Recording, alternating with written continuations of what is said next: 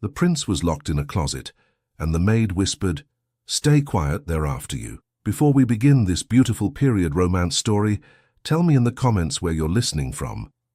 I love knowing where you're joining me from. Eleanor Hughes kept her eyes down the way the palace preferred, not because she was timid, because looking directly at the wrong person at the wrong hour could cost her a week's wages or her place entirely. She carried a folded cloth under one arm and a small tin of polish in the other. The corridor outside the east reception rooms was quiet, the sort of quiet that belonged to late duties and early rising. The lamps had been lowered. The portraits along the wall seemed to watch without interest. She had nearly reached the linen cupboard when a door somewhere behind her opened too fast. Not a servant's careful hinge, not a lady's gentle impatience. A rush of steps, hard soles, a breath that did not belong to a footman carrying coal. Eleanor stopped. Every instinct in her body told her to become part of the wall. A voice, low and urgent, cut through the dark. "Here, quickly." Another voice, sharper. "He cannot be seen." Then the sound that made Eleanor's skin tighten. A man being moved without any courtesy. Not struck, not thrown, but pressed, guided, controlled. The closet door beside her was yanked open. A figure was pushed inside with a single hard motion of the arm. The figure turned his head as if he might protest, then thought better of it. The door swung shut. The latch clicked. Eleanor's breath caught in her throat. The men who had done it did not linger. Their steps hurried away, swallowed by the corridor as if the palace itself had agreed to forget. Eleanor stood frozen, cloth in hand. She could feel her pulse in her fingertips. She had seen noblemen arrive late from card rooms. She had seen ladies slip through passages to avoid awkward conversations. She had seen drunken squires stumble and laugh. But this was different. This was secrecy with teeth. She forced herself to move. One step, another. She told her mind it was none of her business. It could be a messenger hiding from a reprimand. A young lord dodging his chaperone. Something foolish that would be forgotten by dawn. Yet her feet brought her back to the closet door. She did not touch it. She only leaned closer, listening. At first there was nothing. Then a breath. Controlled. Close. A man's voice spoke from inside the dark, soft but steady. Eleanor Hughes. Her body jolted, as if the name had been pulled from her skin. She stepped back so quickly the cloth slipped and nearly fell. "How do you know my name?" she whispered, then immediately regretted it. No one was supposed to ask questions in this palace, especially not a maid, especially not at night. Inside the closet, the man released another slow breath. "I have read the household lists," he said, "and I am not at liberty to speak loudly." His tone was not commanding. It was clipped, strained, as if each word had to be chosen from a box of rules. Eleanor stared at the door as though the wood might turn transparent and show her the truth. "Who are you?" she asked, though she already knew. The pause was short. "Do you truly require me to answer?" Her throat went dry. She had seen him at a distance, always surrounded, always composed, always untouchable. You are His Highness," she said. "Yes." The single word made the corridor feel smaller. She heard him shift inside the closet, careful not to scrape the shelves. "I would not trouble you, Miss Hughes," he said, "but I require—" His voice faltered for the first time. Not from fear, exactly. From disbelief, perhaps, that he had arrived at a moment in life where he had to ask anything of a maid. Eleanor pressed her palm against her apron, trying to stop her hand from trembling. "Your Highness," she whispered, "you must not—" Footsteps, not the hurried ones from before. These were measured, unhurried. The steps of a person with time and authority. Eleanor's eyes widened. Inside the closet, the prince went silent at once, as if silence was a skill he had practiced. Eleanor leaned closer until her lips were near the crack by the latch. She did not dare touch it. She did not dare breathe too loudly. "Stay quiet," she whispered, each word barely a breath. "They're after you." From behind her, a man's voice spoke, polite and heavy. "Who is there?" Eleanor turned slowly. A tall figure stood at the far end of the corridor, a lamp held low. The light caught the brass buttons of his coat and the stiff line of his collar. Not a common footman, not a guard in livery, a household officer. One of the men who managed servants and schedules, as if the palace were a machine and people were parts. "Begging your pardon, sir," Eleanor said, dipping her head the right amount. Not too much to appear guilty, not too little to appear insolent. It is only me. He did not move closer yet. The lamp remained low, making his face difficult to read. At this hour? Yes, sir. The east reception rooms were used earlier. I was told to see to the corridor, the handles, the lamps. His gaze shifted past her, toward the closet.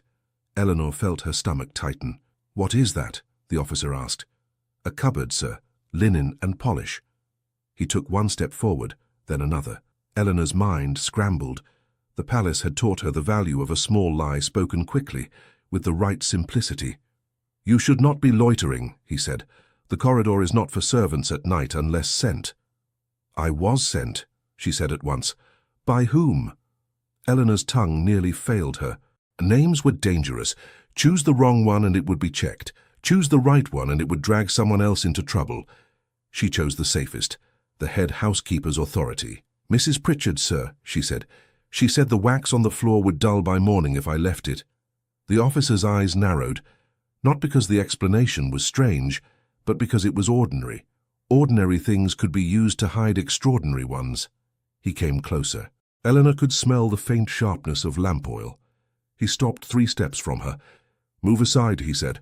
Eleanor felt the prince behind the door like a living secret. Her mouth opened. No sound came for a beat. She forced it. Sir, she said softly, if there is a spill you will tread straight through it. I have just... Move aside, he repeated, and the politeness was thinner. Eleanor's heart hammered so loudly she was certain it could be heard. Then she saw it, the smallest mercy in the corridor, the tin of polish in her hand. She turned as if startled by her own clumsiness, and in doing so, she let the tin tilt. Not a great crash, not a dramatic mess, just enough. The lid popped loose. A dull smear of polish slithered onto the floor.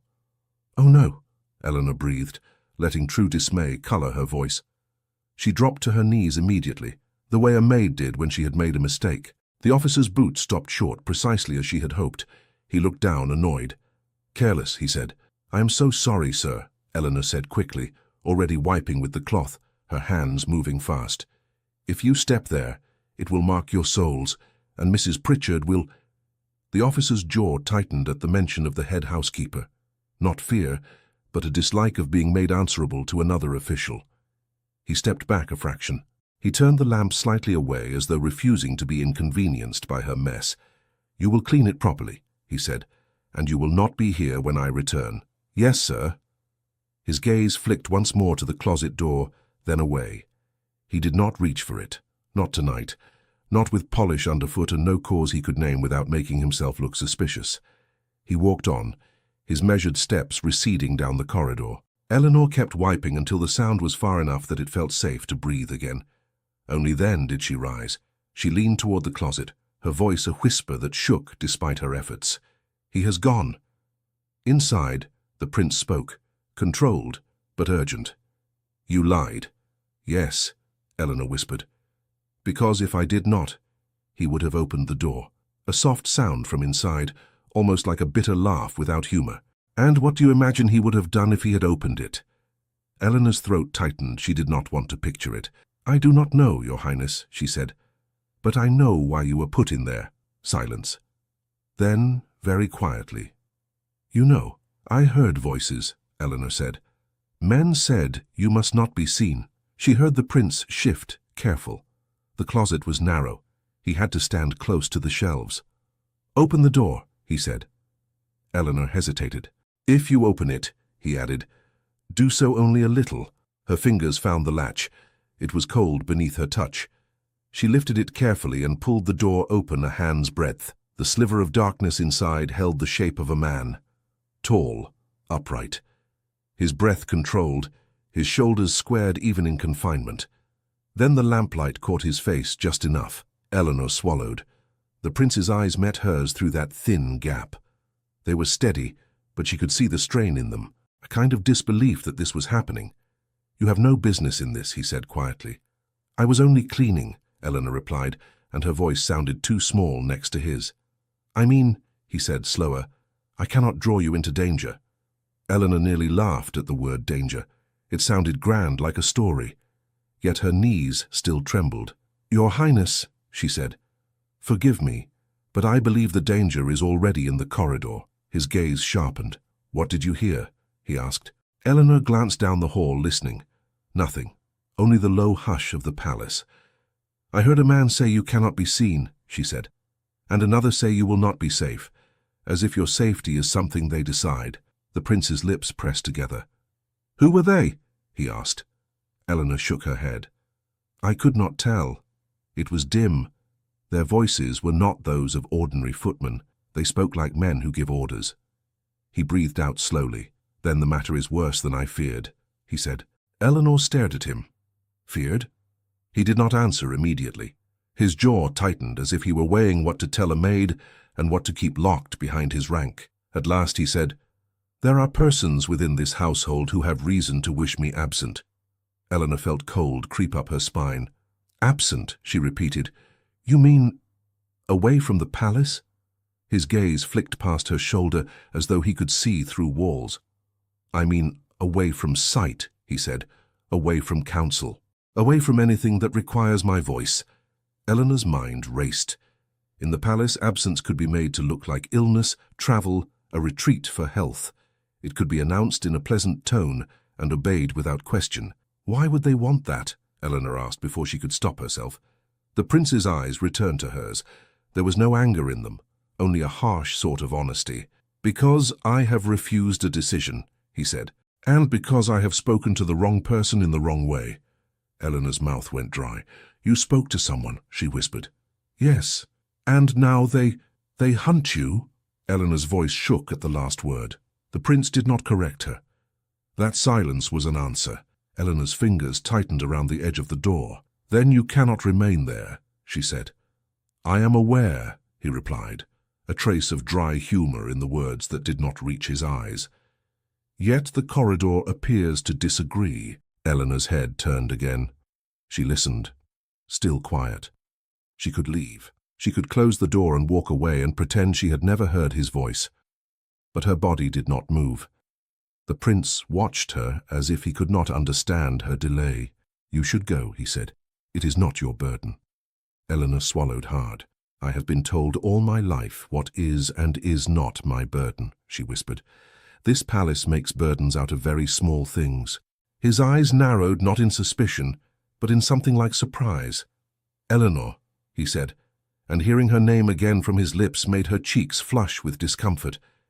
"If they discover you helped me, they will remove you from this place." She gave a small, bitter exhale. "They can remove me for less than that," she said. "They can remove me for a wrong tone, a wrong glance, a wrong step. At least, this would be for something true." The prince held her gaze. For a moment his expression softened, not with pity, with a quiet recognition. "You are courageous," he said. Eleanor almost protested. Courage sounded like something done on battlefields or in books, not in a corridor with a tin of polish. But then she heard it again. A distant sound, not the household officer's slow steps this time. Quicker, more than one set. Eleanor's blood turned to ice. "They are coming back," she whispered. The prince's posture inside the closet became utterly still. Helena pushed the door nearly shut again, leaving only the smallest crack. "Do not speak," she said. "Not one sound." "I understand," he murmured, and then he was silent. Eleanor moved away from the closet as if she belonged there. She knelt again, cloth in hand, as though she were still cleaning the polish spill. She began to wipe a floor already clean. The steps grew nearer. Voices joined them, low and clipped. "Must be somewhere," one voice said. "Do not rouse the household," another replied. "Quietly." A third voice, dry and patient. "He cannot have passed the east stair. The night doors were locked." Eleanor kept wiping. The men entered the corridor, 3 of them. Their coats were better than servants, but not the velvet of nobles. Officials, men who were neither high nor low, and therefore could move in both worlds. One held a lamp, another held papers. The third carried himself with the calm of someone who rarely heard the word no. The calm one spoke first, stopping several steps away. "You," he said. Eleanor did not look up too quickly. She lifted her eyes as a maid should, deferential, unreadable. "Yes, sir?" "Have you seen anyone pass this corridor?" he asked. Eleanor's tongue stuck to her palate. She forced herself to answer simply, "No, sir." The man with the lamp stepped closer, scanning the walls, the doors, the shadows. His gaze fell on the closet. Eleanor's breath stalled. The calm man followed his gaze. "What is that?" he asked, in the same tone the household officer had used. Polite, testing. "A linen cupboard," Eleanor said. "Open it," the lamp man said. Eleanor's hands tightened around the cloth. Her mind screamed. Before she could move, the calm man raised a hand slightly. "Wait," he said. The lamp man paused, displeased. The calm man looked at Eleanor more closely. "You are Eleanor Hughes," he said. Eleanor's blood ran colder. "Yes, sir." "You serve in the East Wing," he said. "You are from Yorkshire, are you not?" Eleanor's mouth felt numb. "Yes, sir." The calm man nodded once, as if confirming a detail on a list. "What are you doing here at this hour?" he asked. Eleanor's mind grasped at her earlier lie. "Mrs. Pritchard sent me," Eleanor said, "to see to the corridor." The lamp man snorted softly. "Housekeeper's errands at midnight." "It was after the gathering," Eleanor said quickly. "The corridor was marked." The calm man's eyes dropped to the floor. He saw the faint smear where polish had been. He looked up again. "Marked," he repeated. Eleanor held her breath. The calm man stepped closer. Not too close. He did not want to appear threatening. He wanted her to cooperate. "Miss Hughes," he said, "there has been confusion in the household tonight." Eleanor's fingers tingled. The word confusion sounded gentle. The men's eyes did not. "Third gentleman is unaccounted for," he continued. Eleanor kept her face as blank as she could. "A gentleman?" she echoed as if puzzled. The lamp man's gaze slid again to the closet. Eleanor felt as though her lungs were shrinking. The calm man watched her carefully. "If you have seen anyone," he said, "you must speak. It will be better for you. Better." The palace's favorite word for obedience. Eleanor swallowed and made her voice steady. "I have seen no one, sir," she said. The calm man tilted his head. "Not even a gentleman in haste?" he asked. Eleanor shook her head. The lamp man took a step toward the closet. Eleanor's heart lurched. She moved without thinking. Not blocking him fully, but shifting her kneeling position so that she was slightly in the way, like a maid absorbed in her task. "Oh," she said, as if remembering. "If you mean the footman from the kitchens, he hurried past earlier. He said he was late with a tray."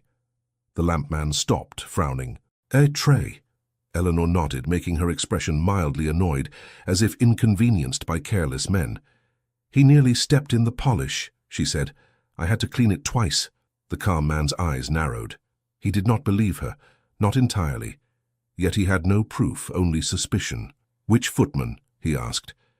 Eleanor lifted her shoulders slightly, helpless. "I do not know his name, sir. He was dark-haired.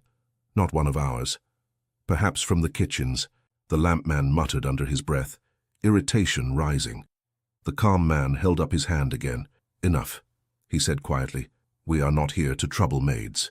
Eleanor kept wiping, her hands moving as though they belonged to someone else. The calm man took one more slow step forward. His voice lowered. "Miss Hughes," he said, "if you are concealing anything, you are placing yourself at risk." Eleanor's throat tightened. "I am only cleaning," she said. A beat of silence. Then the calm man nodded once, as if concluding. "Very well," he said. "We will continue elsewhere." The lamp man looked displeased, but he obeyed. He turned, letting the light swing away from the closet door. The third man, who had been silent, glanced at Eleanor as he passed. His eyes were flat, as if memorizing her face. Then the three men moved down the corridor, their steps fading into the distance. Eleanor stayed on her knees until the last sound was gone. Only when she could no longer hear even the faintest echo did she rise. She turned and hurried to the closet. She put her lips close again, careful. "They have gone," she whispered. From inside came the prince's controlled breath. "You delayed them," he murmured. Eleanor's hands trembled on the latch. "I do not know for how long," she said. She opened the door just enough to look at him again. In the narrow gap, she saw his expression had changed. Less disbelief now, more calculation. He was listening, thinking, building a map of the palace in his mind that did not rely on footmen and courtiers. "Tell me exactly what they said," he whispered. Eleanor repeated the words as best she could. Confusion, unaccounted for, better for you. She described the calm man's manner, the lamp, the papers. "The calm one knew my name," she added. The prince's eyes sharpened. "Did he?" "Yes." He went still. "That is not by chance," he said. Eleanor's stomach sank. "They have lists," she whispered. "Of course they do," he replied bitterly. "Everything in this house is listed." Eleanor hesitated. Then she said, "Your Highness, why did those men put you in the closet in the first place?" The prince's gaze flicked away for a moment. "They were not the ones who put me here," he said quietly. Eleanor's breath caught. "Then who did?" The prince's jaw tightened. "Someone who spoke as if he served me," he said. "Someone who smiled." Eleanor felt a chill. "Her servant?" she asked, horrified. "No," he said. "Not a servant like you, a man who stands near power and borrows it." Eleanor tried to keep her voice calm. "An official," she guessed. The prince's eyes returned to hers. "Yes," he said. And he was not alone. Eleanor's mind flashed to the head housekeeper, the officers, the quiet corridors where decisions were made without her ever knowing. "You must leave this corridor," she whispered. "They will return. They will open every door." The prince exhaled slowly. "I cannot walk through the front halls," he said, "not without drawing attention." Eleanor's thoughts raced. The palace was full of paths servants used, narrow passages behind tapestries, stairs that did not appear on the grand maps, storage rooms that connected wings. She had walked them all without anyone caring, because she was invisible. A strange steadiness entered her chest. "I can take you through the service way," she whispered. The prince stared at her. "You will not," he said at once. Eleanor's brow knit. "Why not?" "Because you will be seen with me," he said, "and that will be the end of you." Eleanor's lips parted, and for a moment she had no words. Then she said, "Your Highness, with respect, I am seen only when someone wishes to blame me for something." The prince's expression shifted. A flicker of pain crossed it, quick and genuine. "That should not be so," he said. "It is so," Eleanor replied. A silence settled between them, thin and dangerous. Then the prince spoke, low and firm. "If you lead me, you must understand this. I cannot protect you with empty promises." Eleanor let out a small breath that was almost a laugh. "I have never had promises," she said. "Empty or otherwise." His gaze held hers. "Why are you doing this?" he asked. Eleanor opened her mouth. The true reason sat in her chest like a stone. Because it was wrong. Because she could not bear to close the door on a person hunted like a criminal in his own home. Because someone had finally spoken her name, as if she were a human being. But she could not say all that, so she said the simplest truth. "Because you are in there," she whispered. The prince blinked, as if the answer had struck him. Before he could speak again, something on the floor caught Eleanor's eye. A folded paper lay near the wall, half-shadowed. She had not seen it earlier. She bent and picked it up carefully. The paper was thick, official. There was wax on it, but not the royal crest. Her stomach tightened. The seal was a crest she did not recognize, but it looked close enough to nobility to be dangerous. A bird, perhaps, and a line beneath it. Something that belonged to a family with influence. Eleanor's fingers went cold. "What is that?" the prince asked, immediately alert. "I think—" Eleanor swallowed. "I think one of them dropped it when they pushed you inside." The prince's eyes fixed on the paper. "Do not open it," he said sharply. "I was not going to," Eleanor whispered. He released a breath, regaining control. "Hide it," he said, "not in your pocket." Eleanor's eyes widened. "Why not?" "Because if they search you," he said, "your pocket is the first place they will feel entitled to touch." Eleanor flushed with anger and shame at the truth of it. "Then where?" she whispered. The prince's gaze flicked to the corridor's end. "There is a loose panel beneath the lamp bracket," he said quietly, as if recalling a detail he had once noticed in passing. "Near the third portrait." Eleanor stared at him. "How do you know that?" "I have spent my life walking past walls without being allowed to touch them," he replied. "One learns where the walls lie." Eleanor's breath caught at the odd kinship in the words. She moved quickly, keeping the paper hidden beneath her cloth as if it were part of her cleaning. She reached the third portrait, crouched, and felt along the wood trim. A panel shifted under her fingers. She slid the folded paper behind it and pressed the panel back into place. Her hands shook as she returned to the closet. The prince watched her, his eyes following every movement. "You should go now," he said. "You have already risked too much." Eleanor shook her head before she could think. "No," she whispered. His brows drew together. "Miss Hughes—" "Your Highness," she interrupted softly, and it startled her, because interrupting anyone in this palace was an offense, let alone him. "They will return. They knew my name. They looked at this door." He went very still. Eleanor's voice lowered further. "They will open it eventually," she said. "And if they open it while you are inside—" She could not finish.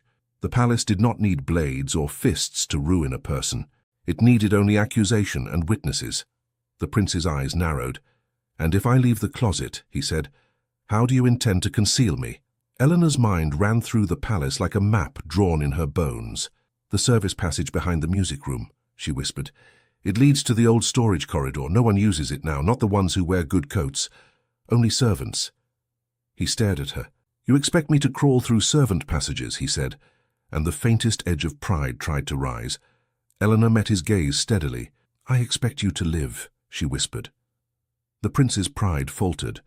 For a moment he looked almost young. Not the heir carved out of duty, but a man cornered in a closet by people he had once trusted. He nodded once. "Very well," he said. Eleanor's fingers tightened on the latch. "Wait," the prince added. She paused. He looked at her through the crack. "If we do this," he said quietly, "you must tell me one thing." Eleanor swallowed. "What, Your Highness?" He hesitated, and then he asked the question that revealed more than any confession could. "Can you truly move through this house unseen?" he whispered. Eleanor's throat tightened. "Yes," she said, and the word held a lifetime of being ignored. The prince's gaze sharpened with something like respect. "Then you must teach me," he said. Eleanor nodded, breath unsteady. She opened the closet door wider, just enough for him to step out. He moved carefully, his boots silent on the carpet, his shoulders slightly hunched, because the closet had forced him to fold himself smaller than he ever should. For a heartbeat, he stood beside her in the corridor, close enough that Eleanor could see the tension in his jaw, the careful restraint in his hands, as if he did not know where to put them without drawing attention. "Stay near the wall," Eleanor whispered. "And do not look at anyone's face. Look at the floor as if you belong there." The prince's lips tightened. "That will be difficult," he murmured. Eleanor almost smiled, but fear crushed it. "It is the first lesson," she whispered. They took one step, then another. Eleanor's ears strained for sound. The corridor remained quiet. She began to think, for one foolish second, that perhaps they had time. Then, from the far end, came the softest click, a sound too precise to be accidental. A key turning in a lock. Eleanor froze. The prince's head lifted, his body instantly taut. The closet door behind them shuddered slightly, as though someone had touched it. Eleanor's eyes widened. The latch moved, not from her hand, but from the other side. The handle moved again, slowly, deliberately, while Eleanor was still standing right beside the closet. The handle moved again, slowly, deliberately, while Eleanor was still standing right beside the closet. Eleanor's body reacted before her mind found a plan. She stepped into the space as though she had always meant to be there, as though the closet were hers to tend. Her palm went flat against the door, not pushing it shut, not pulling it open, just resting there with the calm of a servant who had every right to touch a cupboard. The prince did not move. He did not breathe loudly. He became a shadow beside her, pressed close to the wall as she had instructed. The key turned again. A voice spoke from the other side of the door, low and satisfied. "There!" Eleanor's throat tightened. The sound was too near, too certain. The latch lifted from the outside. Eleanor moved her cloth up, as if wiping the brass. It was a small, foolish gesture, yet it made her look busy. It made her look like she belonged. And belonging in that palace was half of invisibility. The door shifted a fraction. Eleanor leaned in quickly and spoke in a soft tone, the tone she used when she corrected a younger maid. "Careful," she murmured, not loud enough to carry down the corridor, only loud enough to be heard by the person nearest the handle. "It sticks. Mrs. Pritchard told me not to force it." The door stopped moving. A pause. Then the same calm voice from earlier, closer now, as if the man had bent toward the crack. "Mrs. Pritchard told you that?" "Yes, sir," Eleanor said, keeping her head lowered as though she had not noticed that a stranger was at the other side of the door. "It swells when the lamps are lowered. The heat, if you pull it too fast, it splinters." Silence. Eleanor pictured the man's expression without seeing it. Authority disliked being corrected by servants, but authority also disliked looking foolish by forcing a cupboard in the middle of the night. The handle released. The key turned back. Eleanor held her breath until she heard the key withdraw. Footsteps retreated one pace, then two. Then the calm voice spoke again, a little farther away, addressed to someone else. "Not here. We have wasted enough time." Another voice answered, irritated. "He must be somewhere, and he will not be found by prying at cupboards like children," the calm man replied. "Go." The steps moved away down the corridor. Eleanor did not move until the sound faded. Only then did she turn her head slightly toward the prince. He was very close. Close enough that she could see the tightness at the corner of his mouth. "You spoke to him," he whispered. "I spoke to the door," Eleanor whispered back. His gaze flicked to hers. In the dim, his eyes looked darker than before. "You lied again," he said. "Yes," Eleanor replied, her voice thin. "But it worked." A faint sound came from him. Not quite a laugh, more like a breath of disbelief. Eleanor's heart hammered. "We have to go now." He glanced down the corridor, then back at her. "Lead," he said. Eleanor nodded once. She did not look at him again. If she looked, she might remember what he was, and fear would make her clumsy. She walked first, steady and purposeful, as if she was simply on an errand. The prince followed, half a step behind, near the wall. At the first turning, Eleanor paused and listened. Silence. She moved again, and he moved with her, his steps quiet, his posture contained. When they reached a narrow service door with a latch hidden behind a drape, Eleanor slipped her hand under the fabric and lifted it. The door opened with a soft complaint. Eleanor went in first. The passage beyond was tight and plain. It smelled of soap and old wood. It was not meant for noble feet. It was meant for those who made the palace run without being seen. The prince hesitated on the threshold. Eleanor glanced back and whispered, "If you hesitate, they will hear." His jaw clenched. He stepped inside. Eleanor closed the door as gently as she could. The click sounded too loud in her ears. They stood in the passage for a breath. Then Eleanor began to walk again. "This way," she whispered. The prince kept close. He did not complain. But Eleanor felt his discomfort as if it were a heat behind her. The heir to Ravenshire, pressed into a servant's corridor like a hidden parcel. After a few turns, Eleanor stopped at a small alcove where cleaning buckets were kept. "Wait," she said. He stopped at once. Eleanor listened. No steps, no voices. She looked up at him. "Do you know who that man is? The calm one?" The prince's eyes narrowed. "Not by name, but you have seen him?" "I have seen many," he said quietly. "Men who stand behind chairs and carry papers. Men who smile and never speak unless asked." Eleanor's fingers curled around the edge of her cloth. "He knew my name," she said again, as if saying it twice might make it less frightening. The prince's gaze sharpened. "Then you are no longer invisible to them." Eleanor swallowed. "I was never invisible, only ignored." The prince's expression tightened, and for a moment he looked as though he wanted to argue with the cruelty of that. But he did not. Perhaps he had finally understood it. Eleanor took a breath. "Where do I take you?" He hesitated, and Eleanor felt the weight of what he could not say. Then he whispered, "There is an old withdrawing room near the music room. It has not been used since my mother's time. The key is kept by—" He stopped. "By who?" Eleanor asked. His mouth hardened. "By those who now hunt me." Eleanor's mind turned quickly. "There is a storeroom behind the old linen press," she said. "It is for broken chairs and things no one wants. It is dusty, but it has a bolt." The prince looked at her. "You know it?" "I cleaned it once," Eleanor replied. "They forgot it existed." "Then it is perfect," he murmured. Eleanor led him on.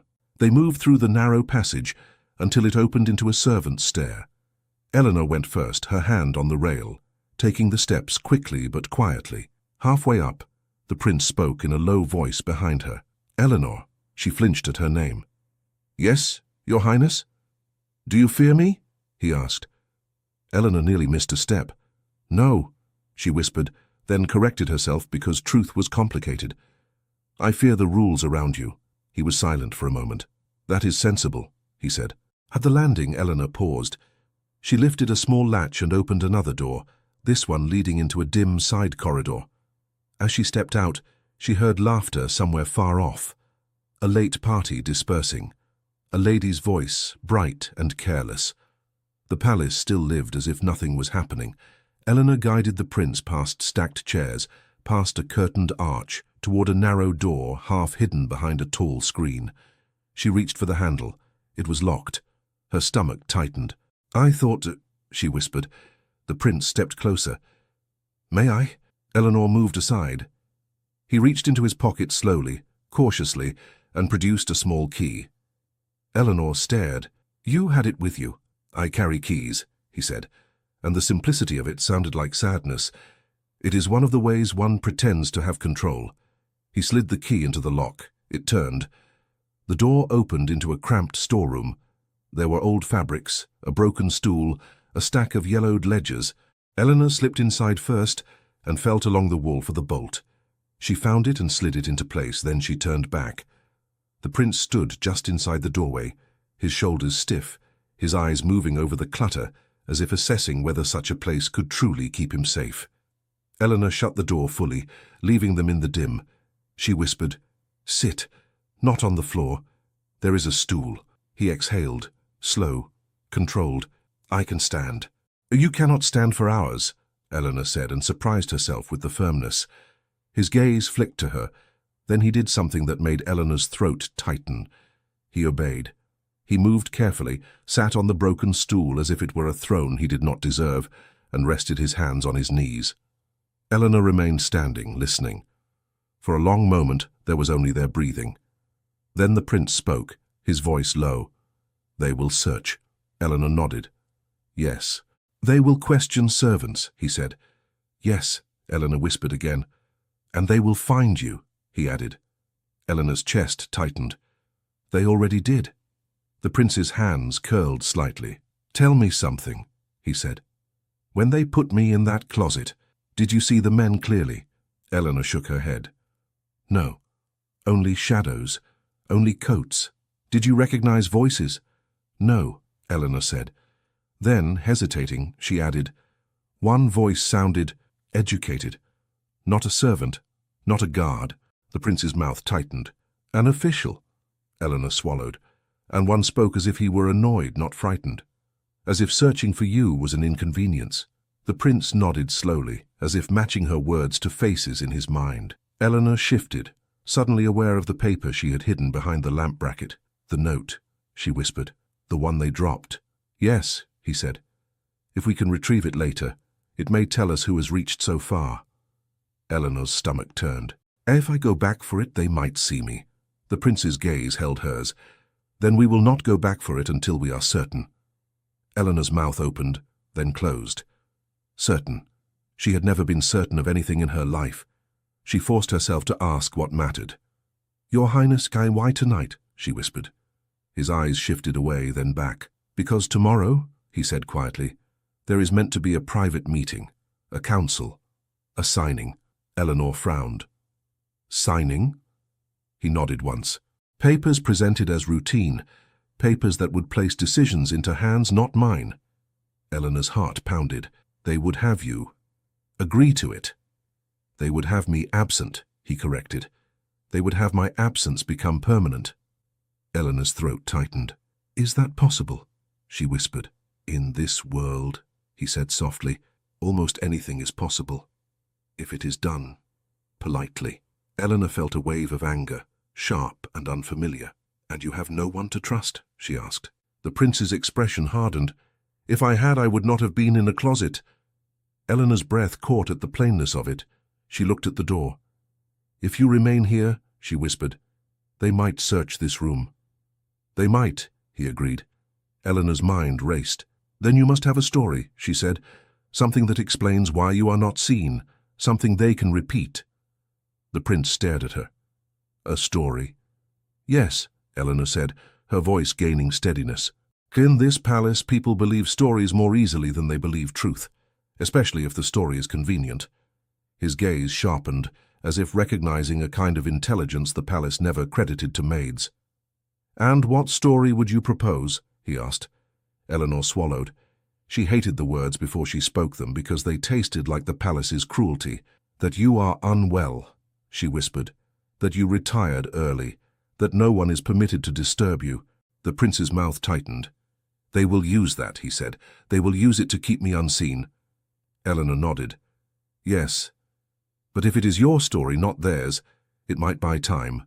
He studied her for a moment. Then he spoke, low and precise. "Time for what?" Eleanor's hands trembled. "Time to understand what they plan. Time to find someone who can counter it." His gaze flicked to the door again, then back. "Who?" he asked. Eleanor hesitated. Names were dangerous. "I do not know," she admitted. "But there must be someone in this house who still respects you." The prince's eyes darkened. "Respect and loyalty are not the same." Eleanor pressed her lips together, then said, "Then someone outside the house. Someone who cannot be managed by whoever those men were." The prince's jaw tightened at the near slip. "You heard a name?" Eleanor shook her head quickly. "No, Your Highness. I only meant someone." He looked at her, and Eleanor felt the weight of his attention. In that small room she could not hide behind her work. He spoke again, quieter. "You should leave now," he said. "Before your absence is noted." Eleanor's stomach clenched. "And leave you here?" "Yes," he said. Eleanor shook her head. "They will search." He kept his voice calm. "If they search, I will hear them. I will move." "Move where?" Eleanor asked, and her voice rose a fraction before she forced it back down. "Into another cupboard, another storeroom." "Your Highness, you cannot keep folding yourself into corners." The prince's eyes flashed, and for a heartbeat, Eleanor thought she had offended him beyond repair. But then the flash softened into something else. Not anger, a kind of weary agreement. He breathed out. "What do you suggest, then?" Eleanor swallowed hard. "I suggest," she said, "that you remain here until dawn, when the palace is loud, when servants move everywhere. Then you can move as if you are merely another shadow among us." The prince's mouth tightened. "And you?" "I will return to my duties," Eleanor whispered. "If I am not seen, it will be noticed." His gaze sharpened again. "You would go back into the hallways after what happened?" Eleanor forced herself to nod. "Yes." "Why?" he asked again, and this time his voice carried a softer edge, as if he truly wanted to understand. Eleanor felt her cheeks warm with a feeling she did not want. "Because," she said quietly, "if I do not go back, they will come looking for me, and if they come looking for me, they will come here." The prince stared at her for a long moment. Then he said, "You think like a strategist." Eleanor almost laughed at the word, but it would have sounded like hysteria. "I think like someone who has been blamed for things she did not do," she whispered. The prince's eyes held hers. "I will not blame you," he said. The simple sentence struck Eleanor harder than she expected. She looked down quickly. "I must go, Your Highness." He nodded once, then hesitated. "Eleanor," he said. She looked up. "If you are questioned," he began. "I will say I was cleaning," she whispered. He looked as though he wanted to argue, but he stopped himself. Instead, he said, "Do not say my name." "I will not," Eleanor promised. He reached into his pocket again, slow and careful, and held out something small. A plain ring, not ornate but heavy with meaning. Eleanor stared. "I cannot take that." "It is not a gift," he said quietly. "It is proof. If you must convince someone that you speak truth, you show them this." Eleanor's breath caught. "If I show anyone that ring," she whispered, "they will know I have been near you." The prince's gaze did not waver. "Then do not show it unless you must," he said. Eleanor hesitated. Then she shook her head. "No. If I carry it, they can search me." He studied her, then nodded once as if conceding her point.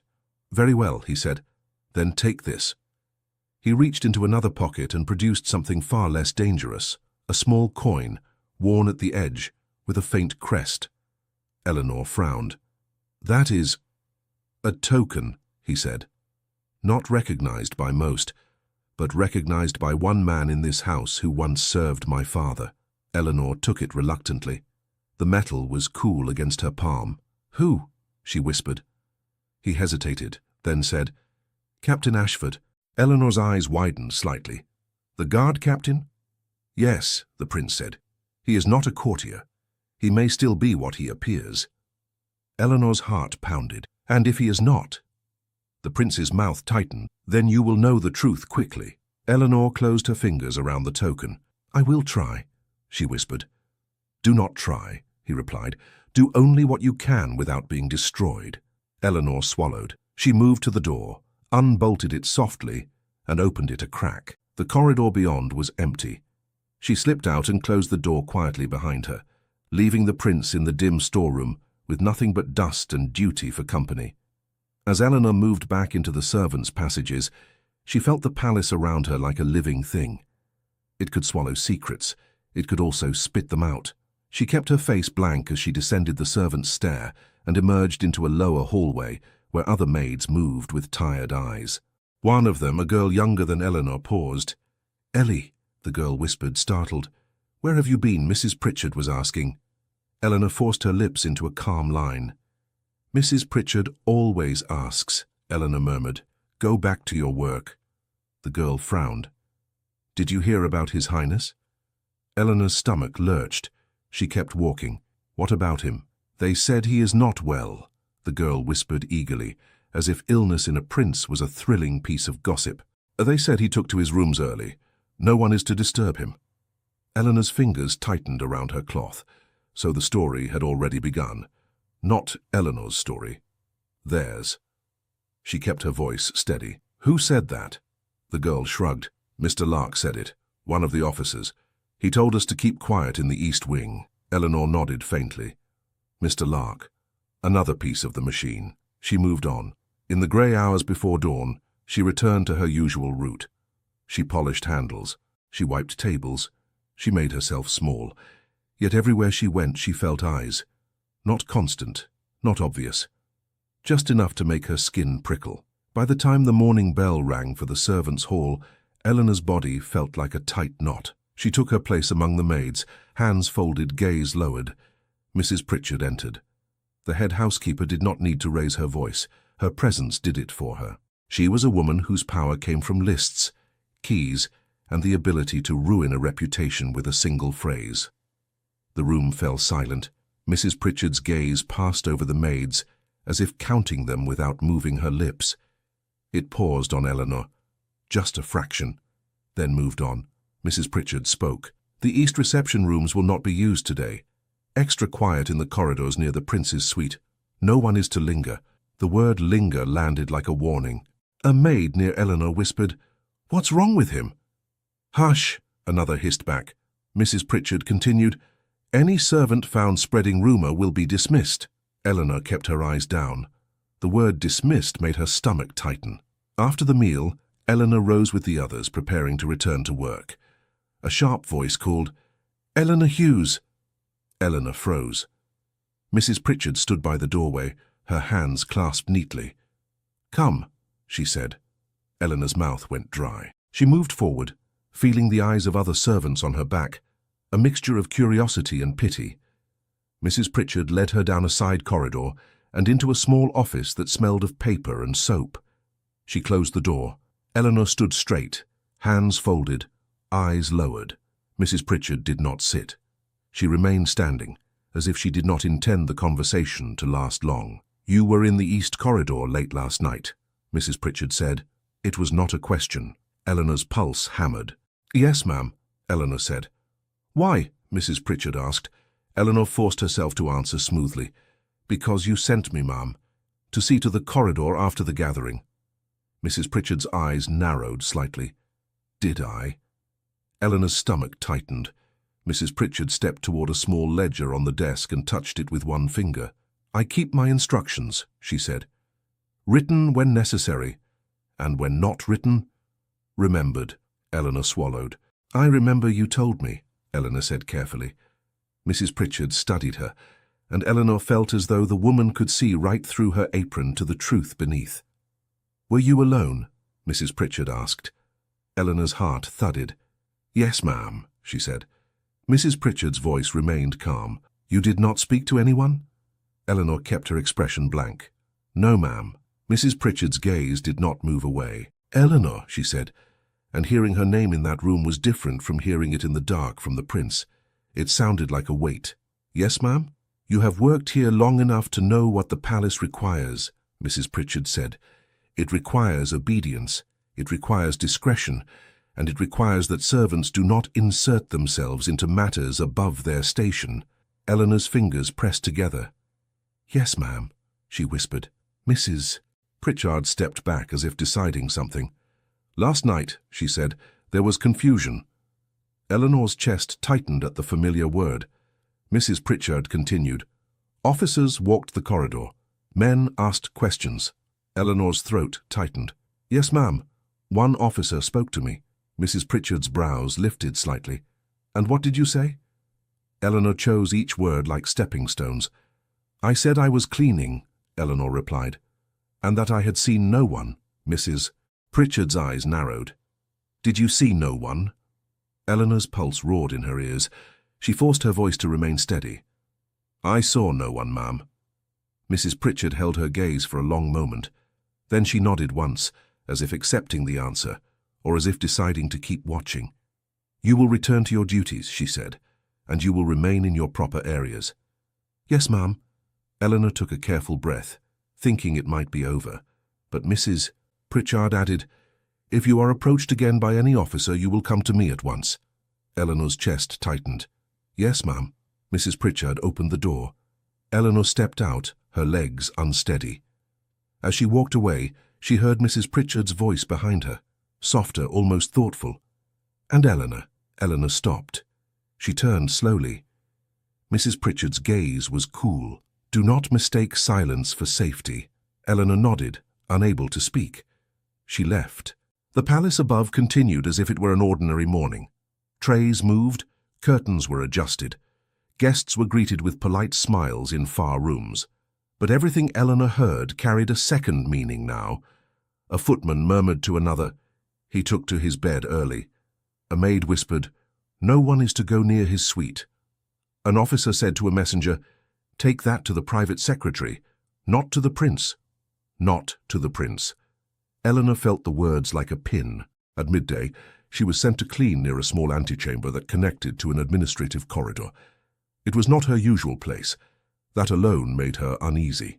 As she wiped a small table, she heard voices from behind a half-closed door. She recognized one of them at once. The calm man's voice, the one that had spoken to her through the closet door. "The household has accepted the story," the man said. Another voice replied, smooth, impatient. "Of course they have. They always accept what is spoken with authority."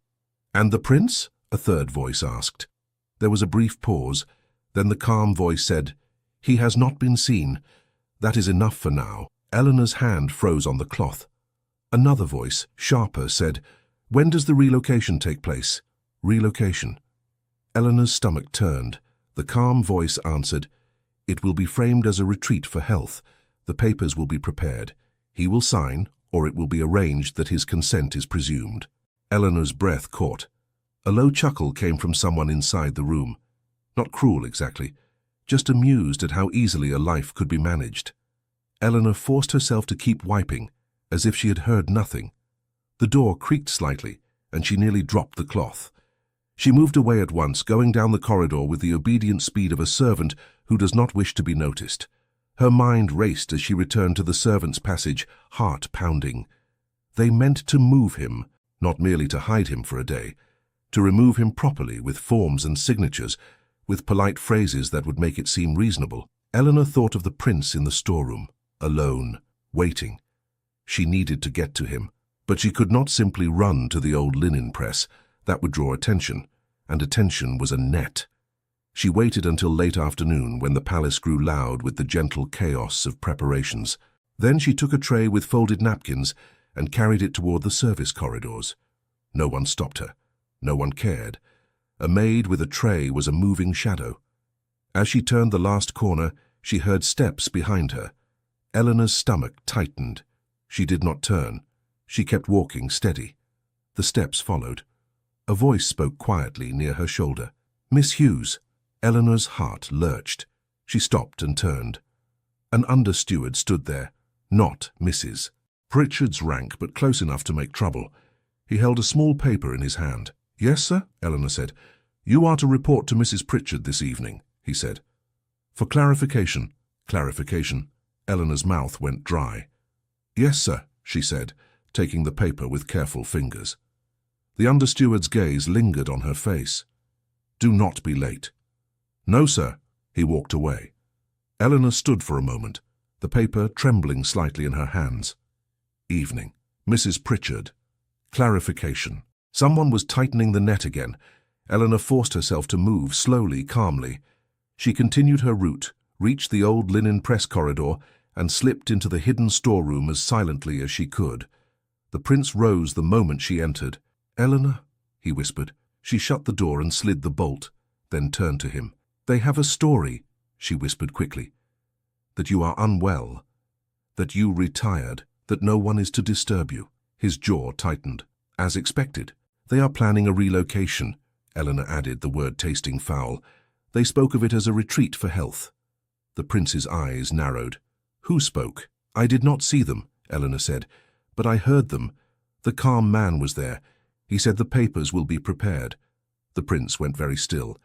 "And they intend I will sign?" Eleanor nodded, her throat tight. "Or they will say your consent is presumed." His hands clenched, then released. He drew in a careful breath. "This is not merely about hiding me," he said softly. "It is about removing my authority without noise." Eleanor's chest tightened. "Then you must be seen." His gaze snapped to hers. "No."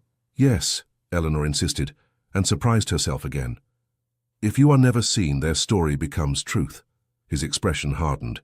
"If I am seen, they will seize control by announcing I am unfit." Eleanor swallowed.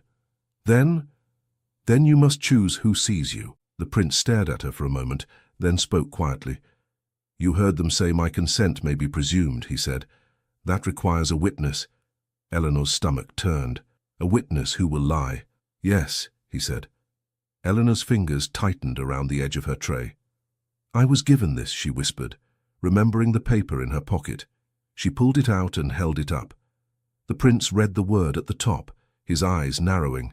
"Clarification," he murmured. "They are calling you in." Eleanor's voice shook. "Yes." His gaze lifted to her face. "They intend to frighten you into cooperation." Eleanor swallowed hard. "They will dismiss me." The prince's mouth tightened. "Dismissal is the least of it." Eleanor flinched, but she did not look away. He stepped closer, lowering his voice. "You must not go alone." Eleanor stared. "How can I go with anyone? If I bring a friend, they will separate us." The prince's jaw tightened. "Then you must go prepared." Eleanor's fingers closed around the small token in her pocket. "Captain Ashford," she whispered. The prince's gaze sharpened. "Yes." "I can try to reach him," Eleanor said, voice thin. "But if he is loyal to the same people—" "Then do not reveal everything," the prince said. "Show the token, ask him for a private word, nothing more." Eleanor nodded, though her stomach churned. "And Eleanor," the prince added, his voice lower, steadier. She looked up. "If they press you," he said, "do not sacrifice yourself out of pride. Do not become a martyr in a palace that would forget your name by morning." Eleanor's throat tightened. "And what am I to do then?" His gaze held hers. "Survive. So you can help me survive." The words settled between them like a vow neither of them dared to name. Eleanor forced herself to breathe. "I will go," she whispered, "and I will be careful." The prince nodded once. Eleanor unbolted the door, paused to listen, then slipped out. She moved through the servants' corridors, carrying her tray as if nothing in the world had changed. At a turn near the guard stair, she saw Captain Ashford. He stood speaking with a younger guard, giving instructions with a quiet authority.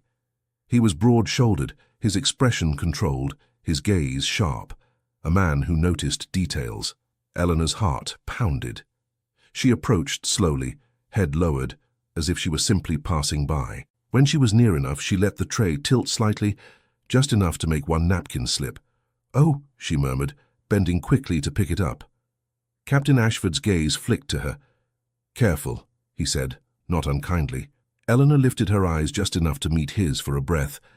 Then, in the smallest movement, she let the token slide into her palm, half concealed by the napkin. Captain Ashford's gaze sharpened at once. His mouth did not change, but his eyes did. He spoke to the younger guard without looking away from Eleanor. "Go on," he said. "Check the west landing." The younger guard nodded and left. Captain Ashford stepped closer, lowering his voice. "Where did you get that?" he asked. Eleanor's throat tightened. "A person told me you would recognize it, sir." Captain Ashford's gaze was steady. "What person?" Eleanor swallowed. "I cannot say here." Captain Ashford's jaw tightened. "You should not be showing that in a corridor." "I know," Eleanor whispered, "but I was told to seek you for a private word." He studied her face. "Why you?" he asked. Eleanor's chest tightened. "Because I was in the wrong place at the wrong time." Captain Ashford's eyes narrowed. "That is not an answer." Eleanor's fingers trembled around the napkin. "Sir, I am to report to Mrs. Pritchard this evening, for clarification." Captain Ashford's expression shifted slightly. A faint hardening. "Clarification," he repeated. Eleanor nodded. Captain Ashford looked down the corridor, then back at her. "Go," he said. "Do what she tells you. Say as little as possible." Eleanor's stomach sank. "Sir." He cut her off, still in a low voice. "If you speak too freely, you will be trapped. If you stay calm, you may leave with your name intact."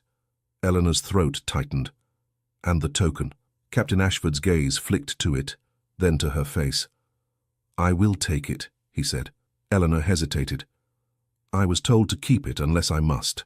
"You have used it," Captain Ashford replied. "Now give it to me before someone notices." Eleanor's fingers felt numb. She placed it in his palm, hidden beneath the napkin. He closed his hand around it. He leaned in slightly, his voice even quieter. "Listen to me," he said. "There are eyes on corridors you think are empty. If you are involved in something, the safest way to survive is to appear uninvolved." Eleanor's chest tightened. "Then why would I ever be sent to you?" Captain Ashford's eyes held hers. "Because someone believes I am still what I appear." Eleanor swallowed hard. "Are you?" Captain Ashford's mouth tightened. "Go to Mrs. Pritchard." Eleanor stood frozen for a heartbeat. He added softer, "When you leave her office, do not return to your usual route. Go to the scullery first, then to the back stair. Change your pattern."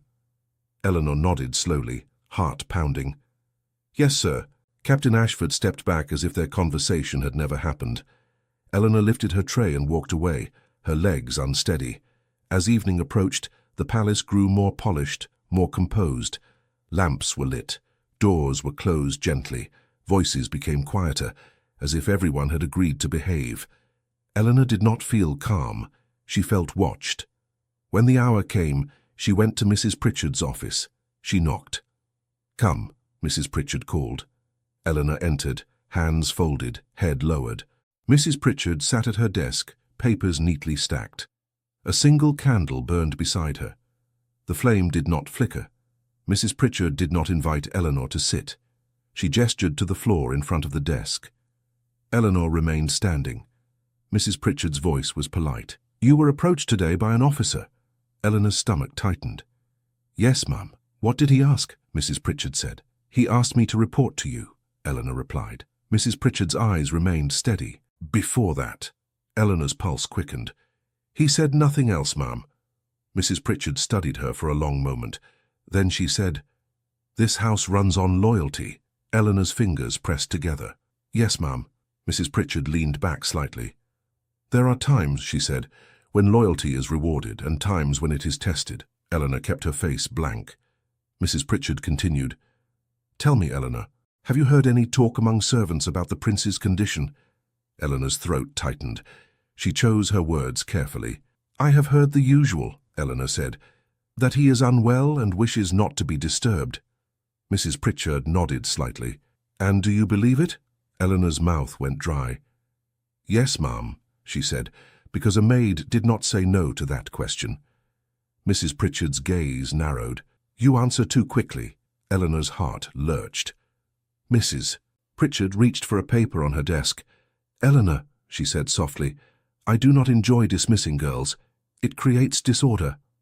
Eleanor's chest tightened. "But I do enjoy order," Mrs. Pritchard added. Eleanor's throat felt tight enough to choke. Mrs. Pritchard set the paper down and folded her hands. "Last night," she said, "you were in a corridor where men searched. Today, you were near a room where men spoke. Tonight, you are here." Eleanor forced herself to remain still. Mrs. Pritchard's voice stayed calm. "That is a pattern." Eleanor's lips parted. "Ma'am, I only—" Mrs. Pritchard held up a hand, silencing her. "I will ask once," Mrs. Pritchard said. "Did you see anyone last night whom you have not named?" Eleanor's heart pounded so hard she felt lightheaded. She held to the lie that had kept her alive. "No, ma'am," she whispered. Mrs. Pritchard watched her. Then, slowly, the head housekeeper rose from her chair. She walked to the small cabinet in the corner of the office. She opened it and took out a single envelope. It was sealed. Mrs. Pritchard returned to the desk and held the envelope between two fingers, as if it weighed nothing. Eleanor's breath caught. Mrs. Pritchard did not hand it to her. She simply looked at Eleanor with a cool patience. "It is remarkable," Mrs. Pritchard said, "how quickly a household can decide what it thinks it knows." Eleanor's throat tightened. "Ma'am?" Mrs. Pritchard turned the envelope slightly, so the light fell across the name written on it. Eleanor Hughes. Eleanor turned, and Mrs. Pritchard stood there, holding a sealed envelope with Eleanor Hughes written on it. Eleanor turned, and Mrs. Pritchard stood there, holding a sealed envelope with Eleanor Hughes written on it. Eleanor's mouth went dry. "Ma'am, what is that?" Mrs. Pritchard did not smile. "A letter." "I see that," Eleanor said before she could stop herself. Then she lowered her gaze at once. "Forgive me, ma'am." Mrs. Pritchard's eyes stayed cool. "You are usually more careful." Eleanor's fingers pressed together until her knuckles ached. "Who is it from?" Mrs. Pritchard tilted the envelope slightly, as if considering whether Eleanor deserved to know. "It was delivered with great importance and great discretion." Eleanor swallowed. "Am I permitted to read it?" "You are permitted to answer questions truthfully," Mrs. Pritchard replied. "Whether you read it depends on whether you wish to understand how your name is being used." Eleanor's heart thudded painfully. "My name is being used?" Mrs. Pritchard set the envelope on the desk, tapped it once, and then slid it across the polished wood toward Eleanor. "Take it," she said. "Open it here." Eleanor hesitated. The seal was unremarkable. No crest, no grand wax. That somehow made it worse. She broke the seal with a careful thumb. Inside was a single sheet, crisp and formal. Her eyes skimmed the first line, and a cold heaviness spread through her chest. A request. No, a summons. Not from Mrs. Pritchard, from the private administrative office, signed by a name that had begun to haunt her thoughts since the afternoon whispers. Sir Alister Crowe. Eleanor's fingers trembled as she held the paper. Mrs. Pritchard watched her. "Read it aloud." Eleanor's throat tightened. "Ma'am," Mrs. Pritchard's voice did not lift. "Read it." Eleanor forced herself to obey. "I, Eleanor Hughes, am requested to attend the administrative office at 9 o'clock this evening for a statement regarding matters of household security." Her voice faltered on the last words. Mrs. Pritchard nodded, as if she had expected nothing else. "Household security." Eleanor looked down at the signature again.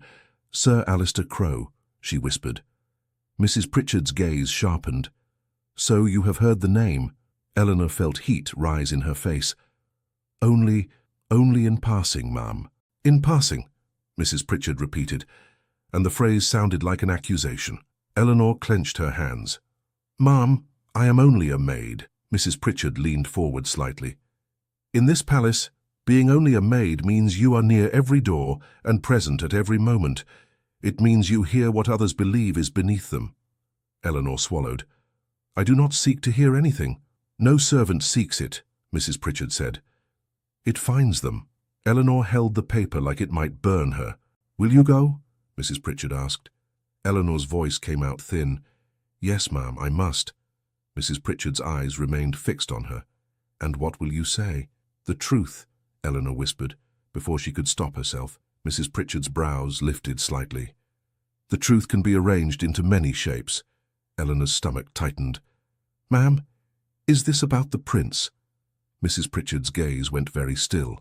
Then she said, careful and cold, Do not speak His Highness's name in my office. Eleanor's chest tightened.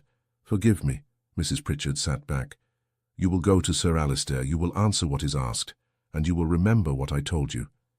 Eleanor's hands shook. Silence is not safety. Mrs. Pritchard nodded once. Good, you listened. Eleanor stared at the letter. Ma'am, if I go and I say something wrong, you will be dismissed, Mrs. Pritchard said simply. And not only dismissed, marked. Eleanor's throat tightened. And if I say something right, Mrs. Pritchard's eyes narrowed. That depends on what Sir Alistair believes is right. Eleanor felt a wave of dizziness. Why is he asking me? Mrs. Pritchard's voice softened by a fraction, not into kindness, but into grim honesty. Because you were near something you were not meant to be near, and now they wish to make you either harmless or useful. Eleanor swallowed hard. Ma'am, I have done nothing. Mrs. Pritchard's gaze stayed on her. That will not matter if they decide you have. Eleanor's hands tightened around the letter until the paper creased. Mrs. Pritchard rose. Go, and Eleanor looked up quickly. Mrs. Pritchard's expression did not change, but her voice dropped slightly. If you value your place, do not attempt to become brave in a palace that punishes bravery in servants. Eleanor's breath caught. Yes, ma'am, she whispered. She left the office with the letter pressed to her chest like a weight. In the corridor outside, the palace seemed calm. Lamps glowed, footsteps were orderly. A lady's laugh drifted from somewhere distant, light and careless. Eleanor's body felt as though it were made of tight strings. She forced herself to walk normally. No running, no looking over her shoulder. Captain Ashford's warning returned to her. Change your pattern. Eleanor went to the scullery first. She pretended to look for a cloth. She washed her hands too long. She spoke to no one. Then she went to the back stair. Only when she was sure she was not being followed did she slip toward the old linen press corridor. Her heart pounded as she unbolted the storeroom door and slipped inside. The prince stood at once. He had been waiting on his feet, restless. His gaze went immediately to her face. Something has happened. Eleanor held up the letter with trembling fingers. They summoned me. He stepped closer. Who? Eleanor hesitated, then spoke the name in a whisper. Sir Alistair Crowe. The prince's jaw tightened so sharply that Eleanor saw the muscle jump. So it is him, he said. You know him, Eleanor whispered. I know of him, the prince replied, voice low. He is the sort of man who turns households into instruments. Eleanor swallowed hard. Mrs. Pritchard gave me the letter. She said, They want to make me harmless or useful. The prince's gaze sharpened. What did she mean? She meant they want me to say what they wish, Eleanor said, and the fear in her voice cracked the words, or they will ruin me. The prince went still. Look at me, he said. Eleanor looked up, startled by the command. She obeyed. His eyes held hers. You must not be ruined because you spoke to a door. Eleanor let out a shaky breath. I did more than speak to a door. His expression tightened. Then I am the one who placed you in this position. Eleanor shook her head. No, they did. They chose to hunt you. You chose, he said softly. Eleanor's throat tightened. Yes. For a moment, neither of them spoke. Then the prince asked, When is the summons? 9 o'clock, Eleanor whispered. He glanced toward the door as if he could measure time through the wood. And what do you believe he will demand? Eleanor's voice trembled. A statement, a signature, something I cannot take back. The prince's mouth hardened. He will try to use your hand to place ink where he cannot place it himself. Eleanor swallowed. What do I do? The prince exhaled slowly, forcing calm into his breath. You will go, he said. Eleanor stared. Your Highness, you will go, he repeated, firmer. Because refusing will make you a target immediately. Going gives you a chance to leave the room. Eleanor's fingers tightened. And what do I say? The least, he said. You saw nothing. You heard nothing. You know nothing. Eleanor's eyes widened. But then you will remain trapped. He held her gaze. If you confess everything to Sir Alistair, you will not save me. You will only hand him proof that you are involved. Eleanor's throat tightened. Captain Ashford told me to say as little as possible. The prince's eyes flicked with recognition. You reached him. I showed him the token, Eleanor whispered. He took it. The prince nodded once, but there was no relief in his expression. And did he promise help? Eleanor shook her head. He told me to survive. The prince's mouth tightened. Then he is either cautious or compromised. Eleanor's breath caught. Which? The prince's gaze sharpened. We will not know until we are forced to know. Eleanor looked down at her hands. I am so frightened, she admitted, and the honesty made her cheeks burn. The prince's voice softened. So am I. Eleanor looked up, startled. He did not look away. I have been taught not to say it, he added, but I will not lie to you. Eleanor's chest tightened. In that small room, the air looked less like a symbol and more like a man cornered by his own walls. A sound outside made Eleanor's body stiffen. Footsteps, not many. One person, perhaps. The prince moved instantly toward the door, listening. Eleanor held her breath. The footsteps passed. Only then did the prince turn back. We cannot keep you coming here, he said. They will notice the pattern. Eleanor nodded. I know. His gaze fell briefly to her hands, to the letter. After you see Sir Alistair, you must not return here immediately. Eleanor swallowed. But I must tell you, you must stay alive, he said. And there was steel beneath the softness now. That is how you will tell me anything. Eleanor forced herself to breathe. Yes, she whispered. The prince stepped closer. He did not touch her. Yet his presence filled the room, steady and controlled.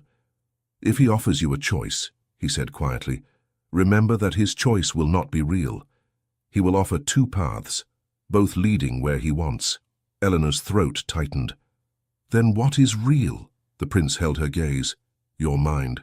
Keep it. Do not let him make you panic. Eleanor nodded, swallowing hard. And Eleanor, he added. She looked up. If you must betray someone, he said, voice very low, betray me with words rather than betray yourself with despair. I can survive lies more easily than you can survive ruin. Eleanor's eyes stung. Do not ask that of me. I do not ask, he said. I prepare. Eleanor shook her head, her voice trembling. I will not sign anything that harms you. The prince's jaw tightened, but his eyes softened. You are stubborn, he murmured. I am Yorkshire, Eleanor whispered, and the faint defiance in the words steadied her. The prince's mouth twitched, almost a smile, almost. Then his expression sobered again. Go. Before someone marks the time, Eleanor slipped out, bolted the door behind her, and forced her feet to move at an ordinary pace. The corridor outside felt too bright. As she made her way toward the administrative offices, she passed servants who averted their eyes. She passed footmen who looked through her. She passed a young lady who barely glanced in her direction. No one saw the storm inside her. At 9, she stood before a door with a brass plate, administrative office. A man in a neat coat opened it. His face was blank. Miss Hughes, he said. Not asking, stating. Yes, Eleanor whispered. Come in. Eleanor stepped inside. The room was tidy and warm, meant to appear harmless. A desk, chairs, a lamp. Papers stacked like silent witnesses. Sir Alistair Crowe rose from behind the desk with measured grace. He was not old, not young. His hair was dark, his expression polite, his eyes sharp in a way that made Eleanor feel as though he had already read her thoughts. Miss Hughes, he said, and the sound of her name from his mouth made her skin prickle. Thank you for coming promptly. Eleanor dipped her head. Sir. Sit, he said, gesturing to a chair. Eleanor sat with her back straight, hands folded in her lap, eyes lowered at the correct angle. Sir Alistair returned to his seat and folded his hands on the desk. I will not keep you long, he said gently. I understand servants have duties. Eleanor's stomach tightened at the false courtesy. Yes, sir. He glanced at a paper, then back at her. You were in the East Corridor late last night, he said. Eleanor's pulse quickened. Yes, sir. You were seen, he added as if it were a casual detail. Eleanor's fingers tightened in her lap. I was cleaning, sir. Sir Alistair nodded slowly. So you have said. Eleanor kept her face blank. Sir Alistair continued, voice calm. There was concern last night, you may have heard that. I heard that the household was unsettled, Eleanor said carefully. Sir Alister's gaze remained steady. Unsettled. A good word. He reached for a document and slid it toward her. Eleanor's eyes fell on the top line, statement of observation. Her throat tightened. Sir Alister spoke softly. This is a simple matter, Miss Hughes. We aim to keep the household orderly. We aim to prevent rumour. Eleanor's voice came out thin. Yes, sir. He tapped the paper lightly. You will read it. Eleanor's hands trembled as she picked it up. The statement was written in careful language. It described a gentleman of high station behaving in an agitated manner in the corridor.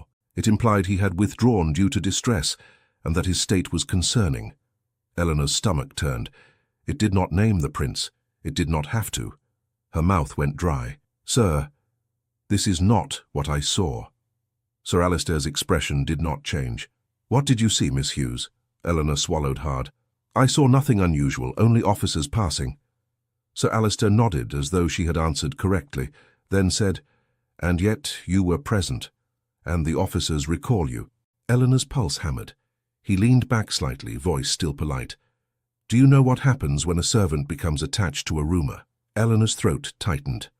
No, sir. Sir Alister's gaze sharpened by a fraction. She becomes unemployable. Eleanor clenched her hands. I have not spread rumour, sir. I did not say you had, Sir Alister replied gently. I said you were near one. Eleanor forced herself to breathe. Sir Alister slid another paper onto the desk, then another. He did not hand them to her. He simply let her see there were more. I have spoken to Mrs. Pritchard, he said. She values order. I value order. We are aligned. Eleanor's chest tightened. Mrs. Pritchard gave me your letter. Yes, Sir Alister said, because she understands the importance of cooperation. Eleanor's mouth went dry. Sir Alister pointed to the statement again. Sign, Miss Hughes. Eleanor's heart pounded so loudly she thought he must hear it. I cannot sign something untrue, she whispered. Sir Alister's gaze remained steady. Untrue according to what?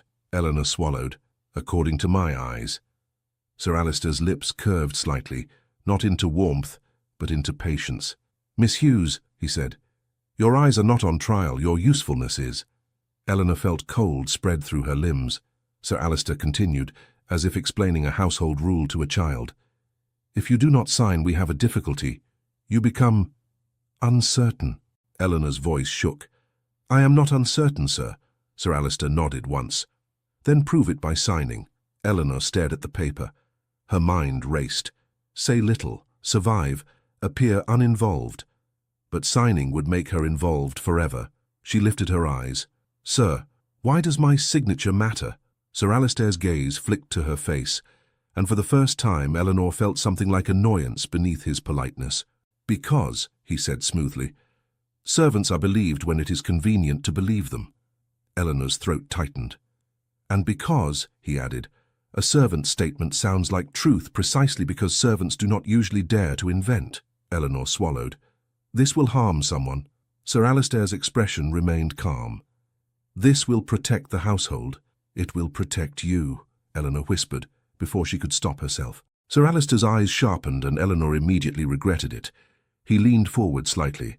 Careful, Miss Hughes. Eleanor lowered her gaze. Forgive me, sir. Sir Alister's voice softened again. You are young. You are from the country. You may not understand the weight of what you have stumbled near. Eleanor's hands shook in her lap. I understand enough. Sir Alister watched her a moment. Then he changed tactics. You have family, he said conversationally. Eleanor's breath caught. Sir? A mother? He asked gently. A father? Siblings? Eleanor's chest tightened. Yes, sir. Sir Alister nodded as if pleased.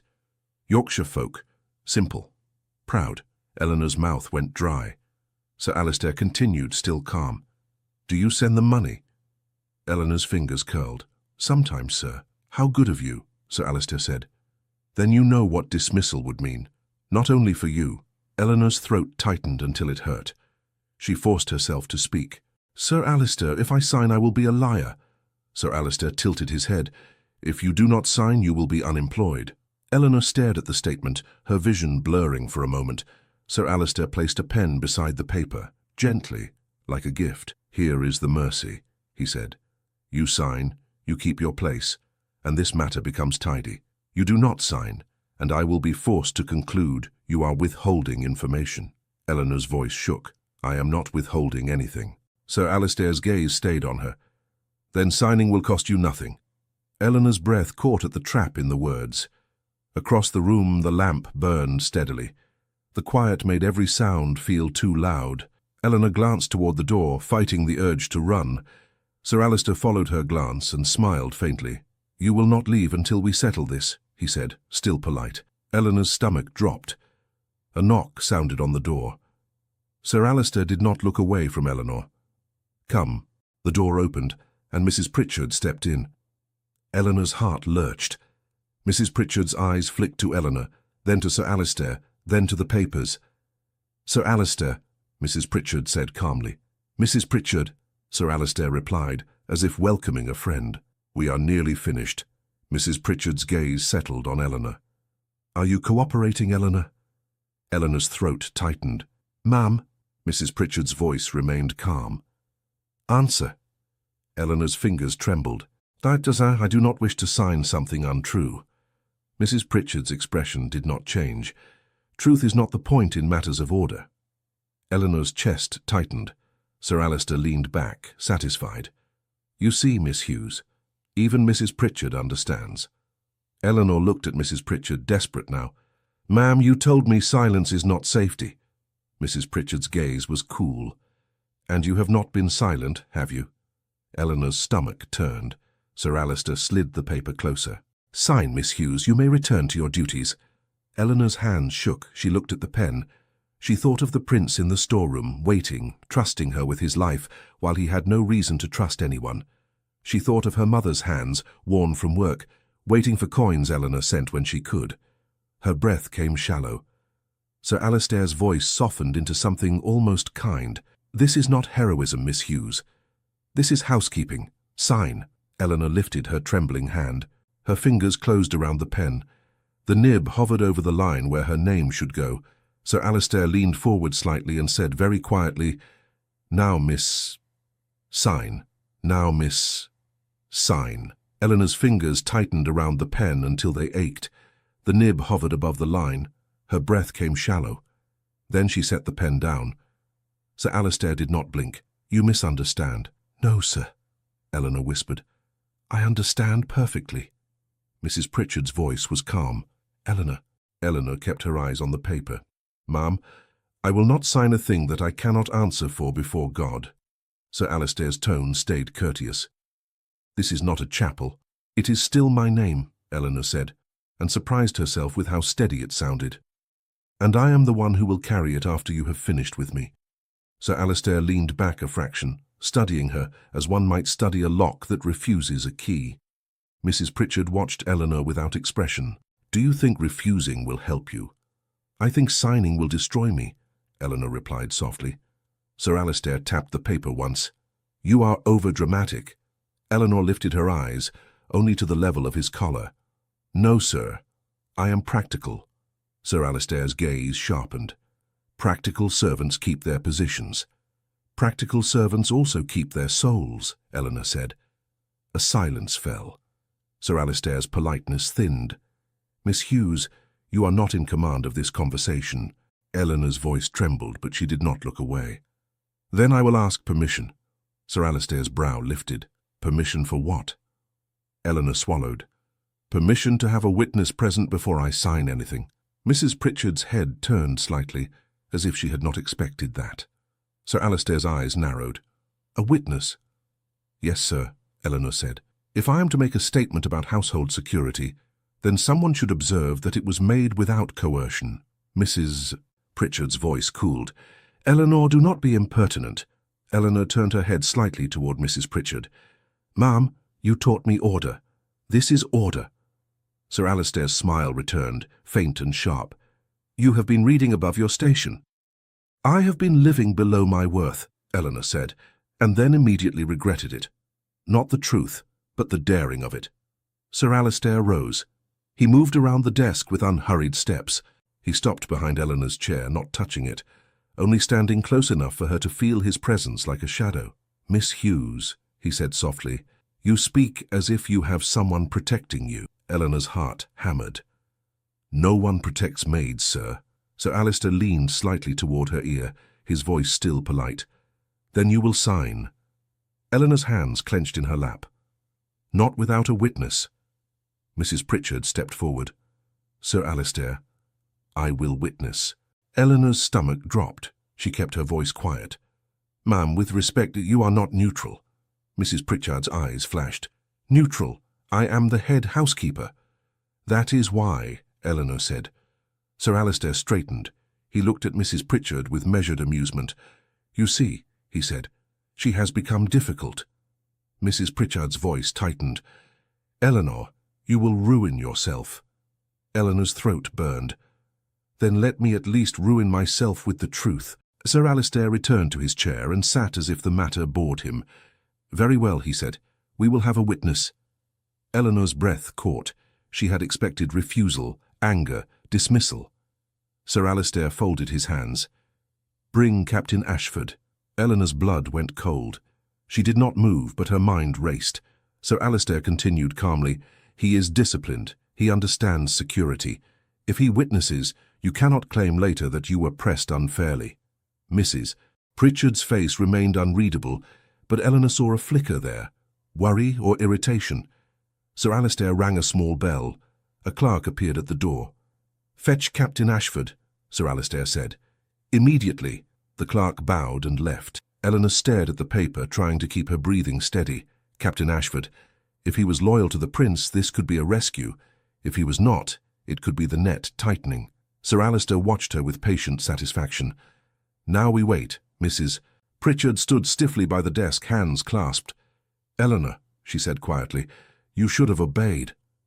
Eleanor did not look at her. I did obey, ma'am. I came. Mrs. Pritchard's voice sharpened. Obedience is not selective. Eleanor's mouth tightened. Neither is truth. Sir Alistair's gaze moved between them like someone watching a small performance. You know, he said lightly, the trouble with servants is not their place. It is their hope. Hope makes them imagine they can step beyond the line. Eleanor lifted her eyes. Hope is not trouble, sir. Sir Alistair smiled faintly. It is when it makes them forget consequences. The door opened again. Captain Ashford entered. He wore his uniform with the same controlled neatness Eleanor remembered. His gaze swept the room once, taking everything in. The papers, the pen, Eleanor's stiff posture, Mrs. Pritchard's set jaw, Sir Alistair's calm. Captain, Sir Alistair said warmly, as if this were a social call. Thank you for coming. Captain Ashford's voice was even. Sir Alistair, please, Sir Alistair said, gesturing to a spot near the desk. We require your presence as witness. Miss Hughes has been asked to sign a statement. She insists upon propriety. Captain Ashford looked at Eleanor just once. His gaze was sharp, but not unkind. Then he looked at the paper. May I read it? Sir Alistair nodded. Of course. Captain Ashford picked it up and read in silence. Eleanor watched his face, trying to see anything.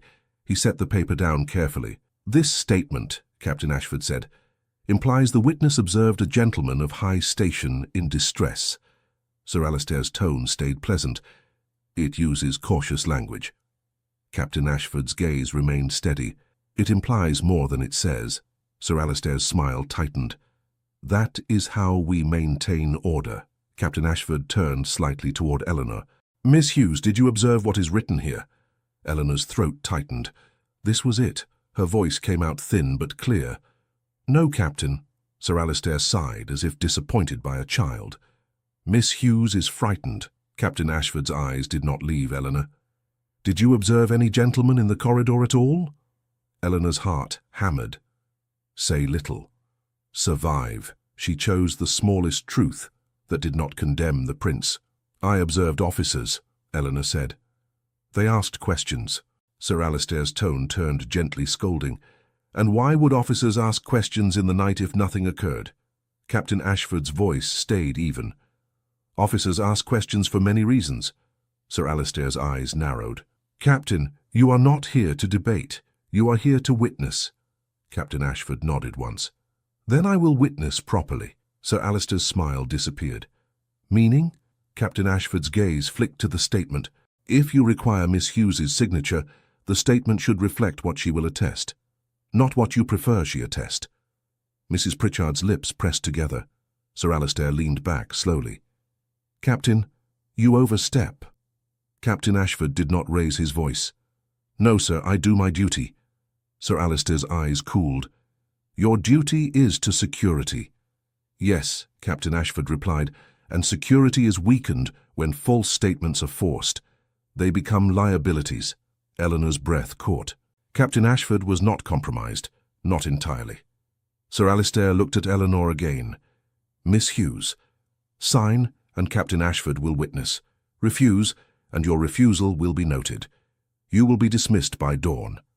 Eleanor's hands clenched. Captain Ashford spoke calmly. Sir Alistair, dismissals are the housekeeper's domain. Mrs. Pritchard's voice was sharp. And I will do it, Captain, if required. Eleanor felt the room tilt. Captain Ashford looked at Mrs. Pritchard. Ma'am, with respect, this is not a matter for threatening a maid into perjury. Mrs. Pritchard's face went pale with anger. Perjury? Captain, you forget yourself. Captain Ashford's voice remained level. I remember the law, ma'am. Sir Alistair's gaze sharpened. Law, a grand word. Captain Ashford turned his head slightly toward Sir Alistair. Shall I fetch the magistrate who oversees household disputes for the estate? Sir Alistair's smile returned, but it was thin. And cause a scandal over a servant's signature. Captain Ashford's eyes did not flinch. Scandal begins when truth is trapped. Eleanor's heart pounded. She could not believe what she was hearing. In that room, a captain was speaking to Sir Alistair as if Sir Alistair were merely a man. Sir Alistair stared for a moment, then tapped the paper again. Miss Hughes, he said softly. Last opportunity. Eleanor's throat tightened. She looked at Captain Ashford. Captain Ashford gave the smallest shake of his head. Almost nothing, but enough. Eleanor lifted her chin a fraction. I will not sign that statement, sir. Sir Alistair's eyes hardened. Then you will sign a different one. He reached into a folder and produced another paper. He slid it forward. Eleanor's stomach twisted. Captain Ashford leaned in and read. His jaw tightened. This is a confession. Sir Alistair's tone was still polite. It is an explanation. Miss Hughes will attest she heard mention of a gentleman's movements and failed to report it promptly. Eleanor's blood ran cold. It was not about the corridor anymore. It was about making her admit she knew something, anything, to tie her to their version. Captain Ashford set the paper down carefully. No, Sir Alistair's gaze sharpened. Captain, this is not your decision. Captain Ashford's voice stayed calm. It becomes my decision when it becomes coercion. Sir Alistair leaned forward slightly, eyes narrowing. Are you challenging my authority? Captain Ashford met his gaze. I am refusing to witness a forced confession. Mrs. Pritchard's voice cut in. Captain Ashford, you will not dictate how this household is managed. Captain Ashford turned slightly toward her. Ma'am, I have served this house since His Highness's father held the title, and I will not be used to shame a maid into ruin to cover an administrative scheme. The room went quiet. Eleanor's breath shook in her chest. Sir Alistair stared at Captain Ashford, as if seeing him clearly for the first time. You speak boldly, Captain Ashford replied, because I am being asked to be dishonest. Sir Alistair's eyes flashed. Very well. If Miss Hughes will not sign, she will be dismissed. Mrs. Pritchard's lips tightened. I will see it done. Eleanor's stomach dropped, but her voice came out steadier than she expected. Dismiss me, then, she whispered. Mrs. Pritchard's eyes narrowed. Do not pretend this is noble. You will go hungry. Eleanor swallowed. I have been hungry before. Sir Alistair rose smoothly. Enough. Captain, you may go. Captain Ashford did not move. I will escort Miss Hughes out. Sir Alistair's voice cooled. You will do no such thing. Captain Ashford's gaze remained steady.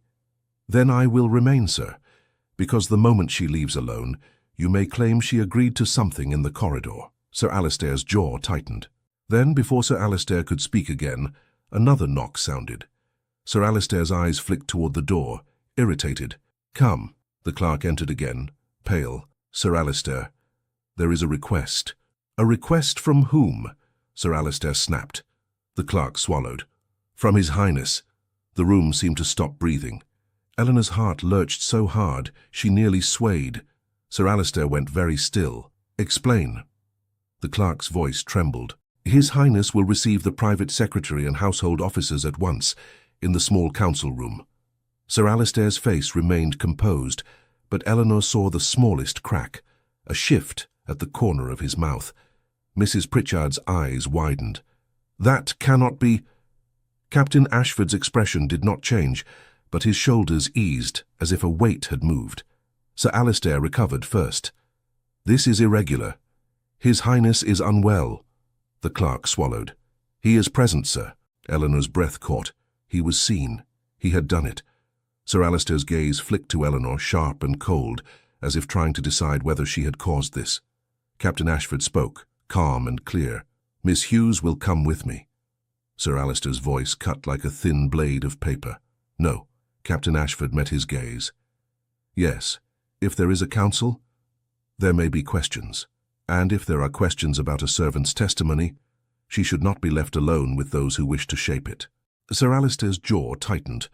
Mrs. Pritchard said, "This is absurd." Captain Ashford replied, "Then it will be corrected by daylight, ma'am.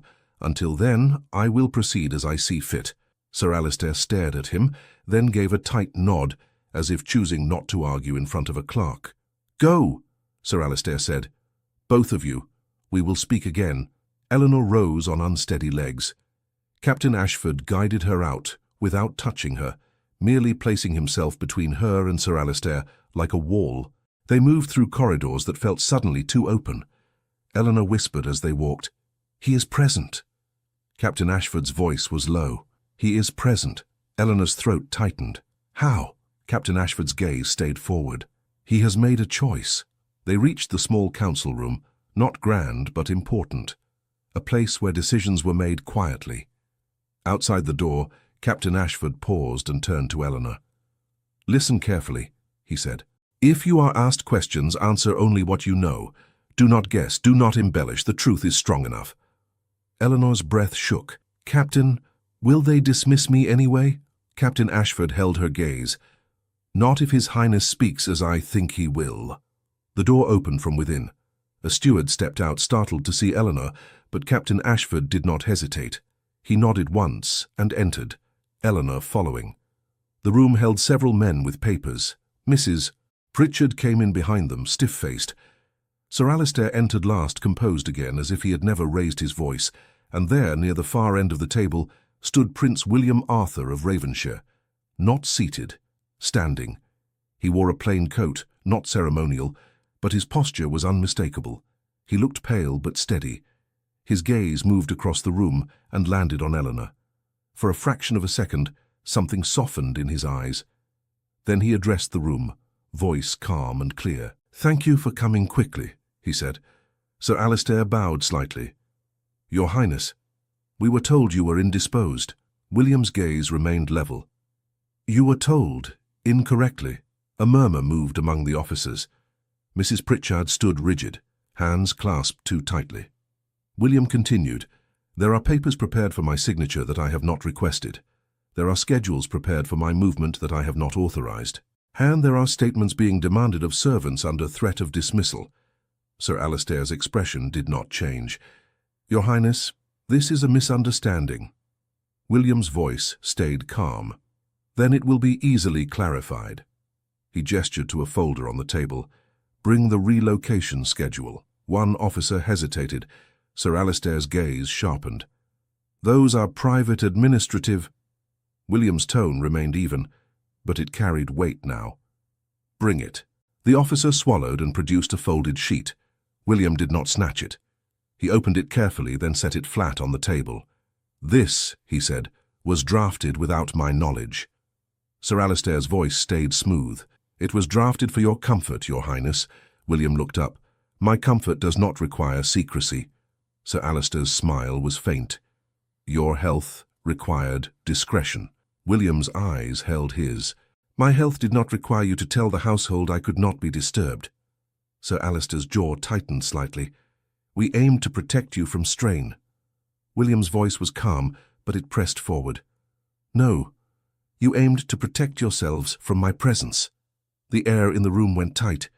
Mrs. Pritchard's voice broke in, controlled but strained. "Your Highness, the household cannot function without order." William turned his gaze to her. "And you threatened dismissal to enforce that order." Mrs. Pritchard's face tightened. "I followed instruction." William's eyes sharpened. "Whose instruction?" Mrs. Pritchard's lips parted, then closed. Sir Alister spoke smoothly. "Your Highness, surely you do not mean to accuse your own household?" William raised a hand slightly. The room fell silent. "Captain Ashford," William said, "you were asked to witness a statement tonight." Captain Ashford stepped forward. "Yes, Your Highness."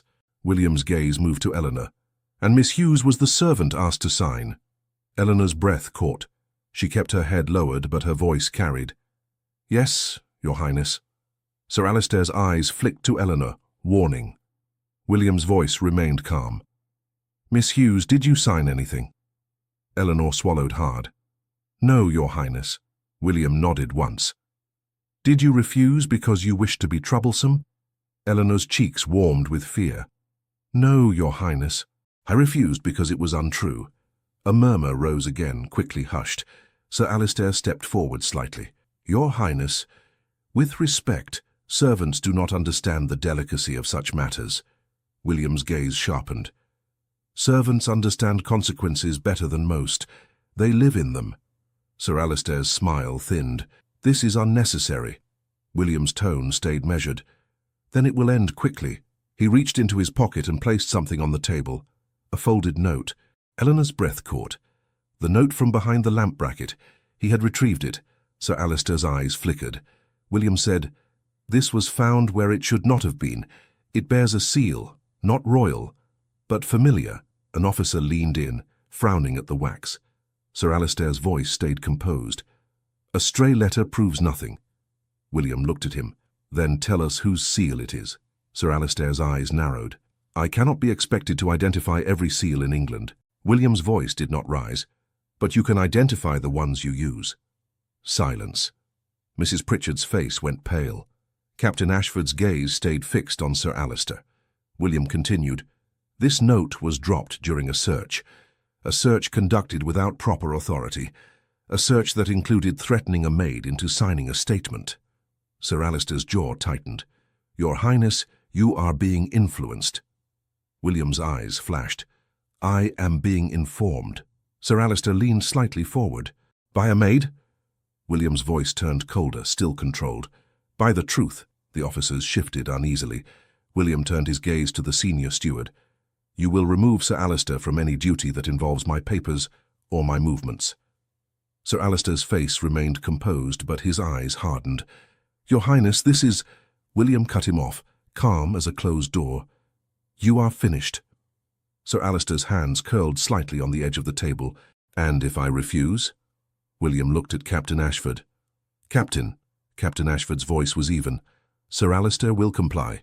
Sir Alister stared at Captain Ashford for a beat, then smoothed his expression. "As you wish," he said to William, with a bow that felt like an insult dressed as courtesy. William did not acknowledge the bow. He turned his gaze to Mrs. Pritchard. "Ma'am, you will keep your post, but you will answer to me directly on matters of household discipline, not to private secretaries." Mrs. Pritchard's lips parted. "Your Highness." William's voice softened slightly, but not into weakness. "You followed instruction because you feared disorder. I understand fear, but you will not threaten servants into lies again." Mrs. Pritchard's eyes flickered, and for the first time, Eleanor saw something human there. Shame, quickly contained. "Yes, Your Highness," Mrs. Pritchard said. William looked around the table. "The household will be told the truth inasmuch as it must be told, that I am well enough to attend my duties, that my movements are my own, that no servant is to be questioned without proper cause." The officers nodded, relieved to have a clear command. Sir Alister stood silent, his face a careful mask. William's gaze returned to Eleanor. "Miss Hughes," he said. Eleanor's breath caught. "Yes, Your Highness." "You were threatened with dismissal," he said. Eleanor swallowed. "Yes, Your Highness." William's voice stayed calm. "You will not be dismissed for refusing to sign a false statement."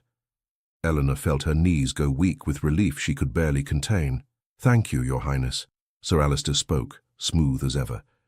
Your Highness is generous, but servants should not be encouraged to... William turned his head slightly. Sir Alistair, you have been removed. You no longer advise me. Sir Alistair's jaw tightened. Captain Ashford stepped closer, not touching Sir Alistair, simply indicating the door with his presence. Sir Alistair gathered his papers with stiff precision and left without another word. The room exhaled.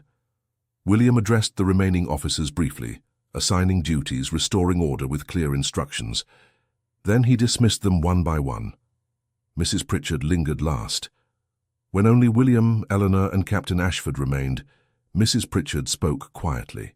Your Highness, she said, voice tight, I did what I thought necessary. William's gaze was steady. You did what you were told. Mrs. Pritchard's face tightened. I feared the household would fall into scandal. William replied, The household will fall into scandal only if it continues to fear truth. Mrs. Pritchard's lips pressed together. Then she bowed. Miss Hughes, she said, not looking at Eleanor. Return to your duties tomorrow. Eleanor's voice trembled. Yes, ma'am. Mrs. Pritchard left. Captain Ashford remained, watchful. William turned to him. Captain, thank you. Captain Ashford bowed. Your Highness. William's gaze sharpened. You took a token from Miss Hughes. Captain Ashford's expression did not change. Yes, Your Highness. William nodded once. You did right. Captain Ashford hesitated, then said, Sir Alistair has allies. William's voice stayed calm. I am aware. Captain Ashford's gaze flicked to Eleanor, then back. Miss Hughes should not be left exposed. William's eyes softened slightly. Agreed. Captain Ashford bowed again. I will arrange discreet watch over the servants' corridor near her quarters. No fuss, no alarm. William nodded. Do so. Captain Ashford left. The room went quiet. Eleanor stood near the door, hands clasped so tightly her fingers hurt. She did not know whether to speak or remain silent. William broke the silence first. Eleanor, he said, and the sound of her name in that room felt different than in the closet. Not desperate, not hidden. Yes, Your Highness, she whispered. He walked toward her, unhurried. He stopped at a respectful distance. You saved my life, he said simply. Eleanor's throat tightened.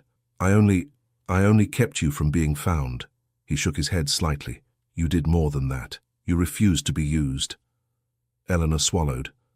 I was frightened. So was I, he said. And you were braver. Eleanor looked down quickly.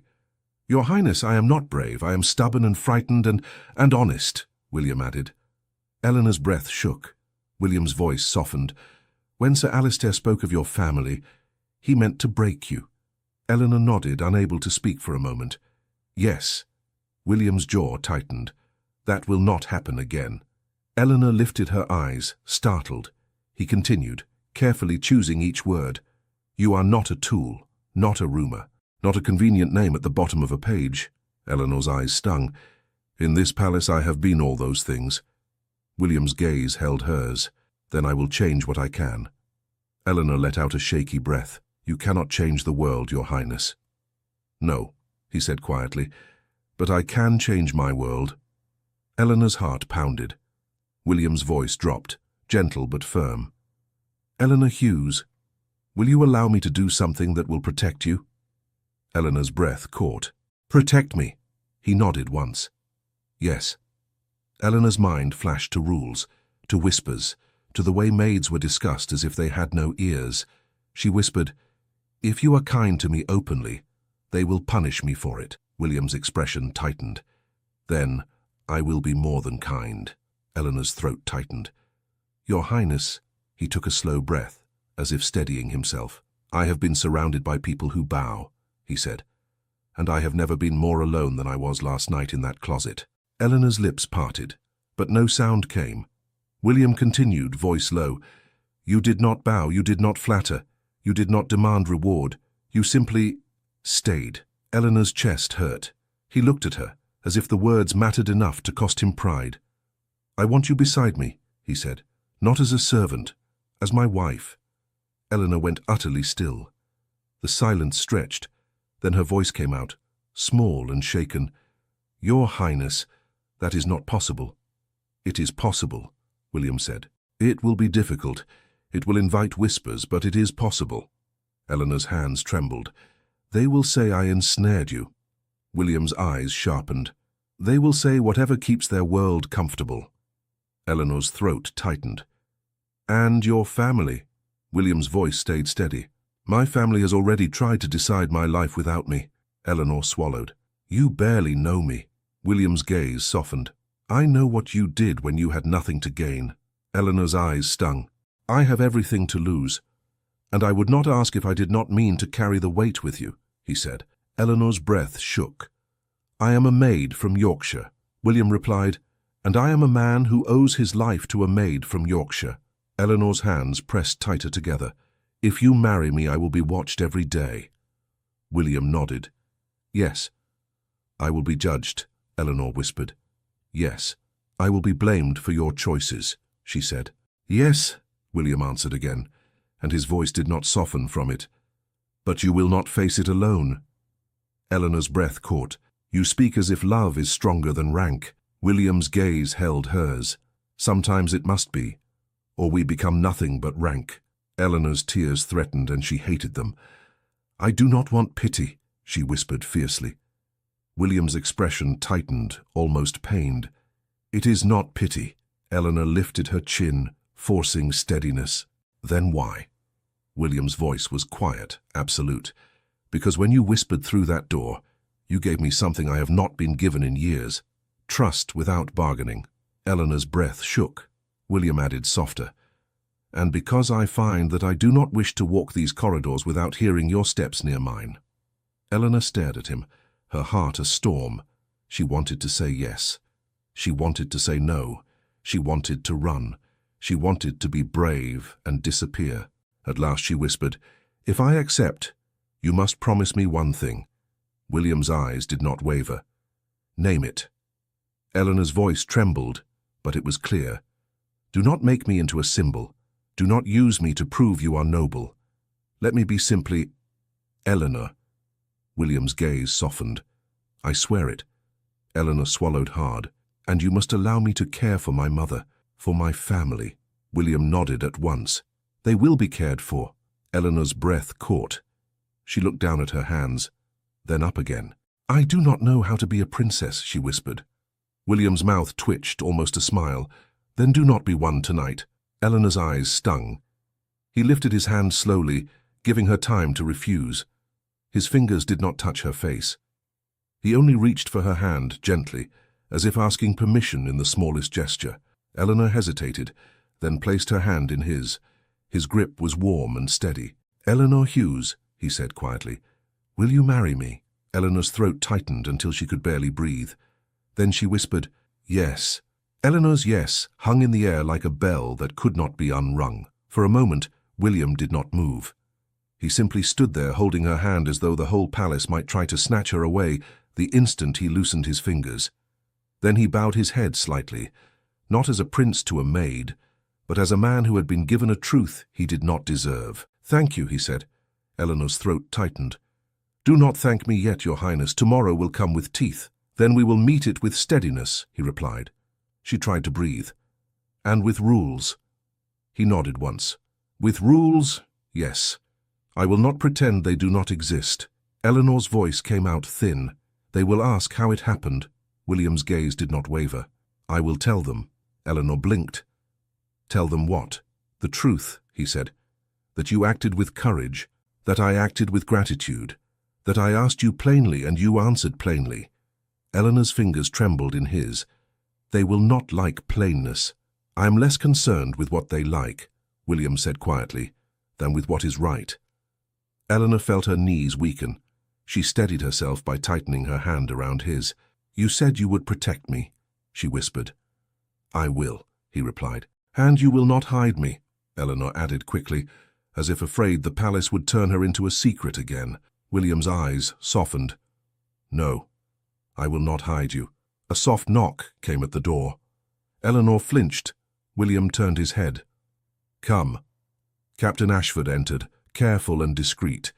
He glanced at Eleanor's face, then at their joined hands, and his expression shifted, not into surprise exactly, but into recognition that something irreversible had happened. "To Your Highness," Captain Ashford said, bowing. "Captain," William replied, "we are leaving this room." Captain Ashford's gaze sharpened. "Now?" "Yes," William said, quietly and then not quietly. Eleanor's breath caught at the meaning of it. Captain Ashford gave a single nod. "I will have the corridor cleared." William looked at Eleanor. "You will return to your quarters for the night. I will not have you wandering halls alone." Eleanor's stomach tightened. "And you?" "I will sleep in my own rooms," William said, "with my door unbarred. Let them try to explain why they would bar it." Eleanor could not help it. A small, shaky laugh escaped her. William's mouth twitched, almost a smile. "There, you are still yourself." Eleanor's eyes stung. "I am trying to be." William lifted her hand slightly and released it, only to place his palm over it, briefly, as if sealing a promise without speaking more. "Captain will see you safely," he said. "Tomorrow morning you will not be summoned like a culprit. You will be requested like a person." Eleanor swallowed. "And if Mrs. Pritchard—" "She will comply," William said, and his voice made the word sound like inevitability. Captain Ashford stepped aside. "Miss Hughes." Eleanor hesitated at the door. She looked back at William once more. "You will truly do this," she whispered. "You will truly—" "Marry you," William finished, calm and absolute. "Yes." Eleanor nodded, because if she spoke again she feared her voice would break. She left with Captain Ashford. In the corridor, Captain Ashford kept his tone low. "You will not look down while you walk." Eleanor's throat tightened. "Captain—" "You will not look down," he repeated. "Not tomorrow, not afterward. You may be humble, you may be polite, but you will not shrink. Those who wish to harm you thrive on shrinking." Eleanor swallowed. "I have survived by shrinking." Captain Ashford's gaze stayed forward. "You have survived. Now you must live." Eleanor's breath shook. "They will whisper." "They already whisper," Captain Ashford said. "Whispers are always there. The question is whether you bend to them." Eleanor reached her quarters without being stopped, yet she felt the palace watching the way a room watches a match brought too near dry paper. Inside her small chamber, she pressed her hand to her chest, trying to steady her heart. It was done. She had said yes. Sleep did not come easily. Every time she closed her eyes, she heard Sir Alister's voice at her ear. "Now, Miss, sign." She rose before dawn, washed her face, and dressed in her plainest gown. She braided her hair with hands that trembled. When she opened her door, a young maid was waiting, eyes wide. "Eleanor," the girl whispered. "Mrs. Pritchard wants you." Eleanor's stomach tightened. "When?" "Now," the girl said, then added quickly, "She sent me. She said you are to come properly, not like you're being scolded." Eleanor blinked. That alone was strange. She walked through the servants' corridor with her back straight, remembering Captain Ashford's command. "Do not look down." At Mrs. Pritchard's office she knocked. "Come," Mrs. Pritchard called. Eleanor entered. Mrs. Pritchard stood behind her desk, hands clasped, posture rigid.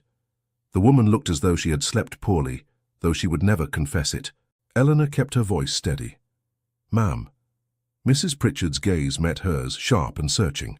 "I have been informed," Mrs. Pritchard said, "that you will no longer be assigned to ordinary duties." Eleanor's stomach clenched. Mrs. Pritchard continued immediately, as if unwilling to let Eleanor drown in fear. "Because His Highness has requested you for a separate arrangement." Eleanor breathed carefully. "Yes, ma'am." Mrs. Pritchard's lips tightened. "Do you have anything to say for yourself?" Eleanor lifted her chin a fraction. "Only that I did not seek this." Mrs. Pritchard studied her for a long moment. Then she said, quieter, "I believe you." Eleanor blinked. Mrs. Pritchard's jaw tightened. "Do not make me regret it." Eleanor swallowed. "No, ma'am." Mrs. Pritchard reached for a paper, then another. "His Highness has ordered a legal clerk to prepare documents. Not for show. For protection." Eleanor's breath caught. "Protection?" Mrs. Pritchard's voice remained stiff. "A settlement, a guarantee of support for your family, a formal position for you until the marriage takes place, so no one may call you improper." Eleanor's cheeks warmed with shame and relief tangled together. "I do not want to be purchased." Mrs. Pritchard's eyes narrowed. It is not purchase. It is how the world is made to stop snapping at your heels. Eleanor nodded slowly. Yes, ma'am. Mrs.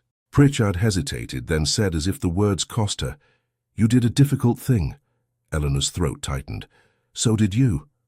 Mrs. Pritchard's eyes flashed. Do not pity me. I will keep this household running.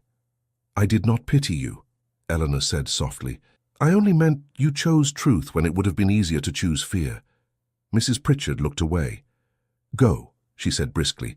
You will be expected in the small sitting room near the library within the hour. And Eleanor paused at the door. Mrs. Pritchard's voice lowered. Do not allow them to make you unkind. That is how palaces win. Eleanor's eyes stung. I will try, ma'am. Mrs. Pritchard nodded once, sharply, as if ending the conversation before it became too human. Eleanor left.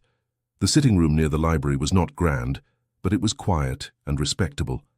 Captain Ashford stood outside it, like a calm warning to anyone who might approach with mischief. When Eleanor arrived, Captain Ashford nodded. He is inside. Eleanor's heart pounded. Is anyone else inside? The clerk, Captain Ashford said, and a lady you will meet. Eleanor frowned. A lady? Captain Ashford's gaze sharpened. His Highness insisted. Eleanor took a breath and entered. William stood near the window, hands behind his back. He turned at once when she came in, and Eleanor felt the room tilt again, not from fear this time, but from the strange ache of being seen. A clerk sat at a small writing table, papers arranged neatly, and beside the clerk stood an older woman with grey hair pinned neatly, posture straight, eyes calm. She looked neither cruel nor overly kind, simply solid. William stepped toward Eleanor. Good morning. Eleanor lowered her head slightly. Good morning, Your Highness. Not here, William said gently. Not in this room. Eleanor's breath caught. Then, William. The name felt dangerous and wonderful on her tongue. The older woman watched them with clear eyes. William gestured. This is Lady Merryweather. She served my mother as companion and adviser. I asked her to be present because she will not flatter me, and she will not dismiss you. Lady Merryweather inclined her head. Miss Hughes. Eleanor curtsied, careful. My lady. Lady Merryweather's gaze swept Eleanor's face, as if assessing her strength rather than her dress. You look tired, Lady Merryweather said. Eleanor nearly laughed. Yes, my lady. Lady Merryweather nodded, approving of the honest answer. Good. A tired woman who still stands straight is more trustworthy than a fresh woman who performs. Eleanor's cheeks warmed. William glanced at the clerk. Proceed. The clerk cleared his throat. Your Highness, Miss Hughes, these documents outline a formal engagement arrangement, a financial settlement, and provisions for Miss Hughes's mother and immediate family. Eleanor's stomach tightened. My family? William's gaze softened. Your mother will not suffer because you refuse to sign a lie. Eleanor swallowed hard. She will be frightened by attention. Then she will have Lady Merryweather to explain matters gently, William said. Lady Merryweather nodded once. I have handled frightened mothers before. Eleanor's eyes stung. Thank you, my lady. Lady Merryweather's expression softened by a fraction. Do not thank me yet. We must endure a room full of people who believe they own the world. The clerk slid the papers closer. Miss Hughes, you will sign here and here. Eleanor's fingers trembled as she took the pen. William spoke quietly, close enough that only she could hear. This time you sign truth. Eleanor's throat tightened. It feels strange. It will feel less strange when you are safe, he replied. Eleanor signed. The clerk blotted the ink. Very good. Lady Merryweather looked at Eleanor. Now, before the palace begins its theatre, tell me plainly, do you accept this marriage freely? Eleanor held her gaze. Yes, my lady. Lady Merryweather turned to William. And you? William did not hesitate. Freely. Lady Merryweather nodded. Then we will be practical. We will announce it properly, with witnesses. We will not allow it to float as rumour. Eleanor's heart pounded. Today? William's voice was calm. Today, Lady Merryweather said, there will be objections. William replied, let them object. I will answer. Eleanor's stomach tightened. They will ask why a prince would choose me. William looked at her as if the answer was simple. Because you chose truth when it cost you. Lady Merryweather's gaze sharpened. He will say that, and they will pretend to be moved, and then they will try to wound you in quieter ways. Eleanor swallowed. What ways? Lady Merryweather's tone remained even. They will test your manners.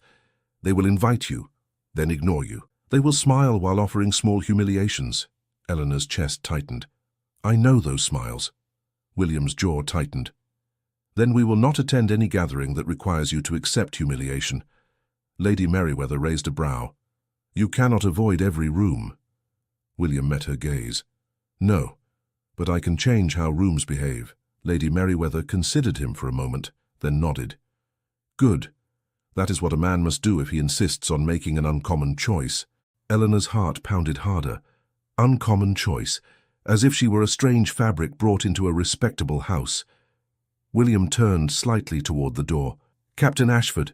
Captain Ashford entered at once. Captain, William said, summon the senior steward, Mrs. Pritchard, and any household officers necessary.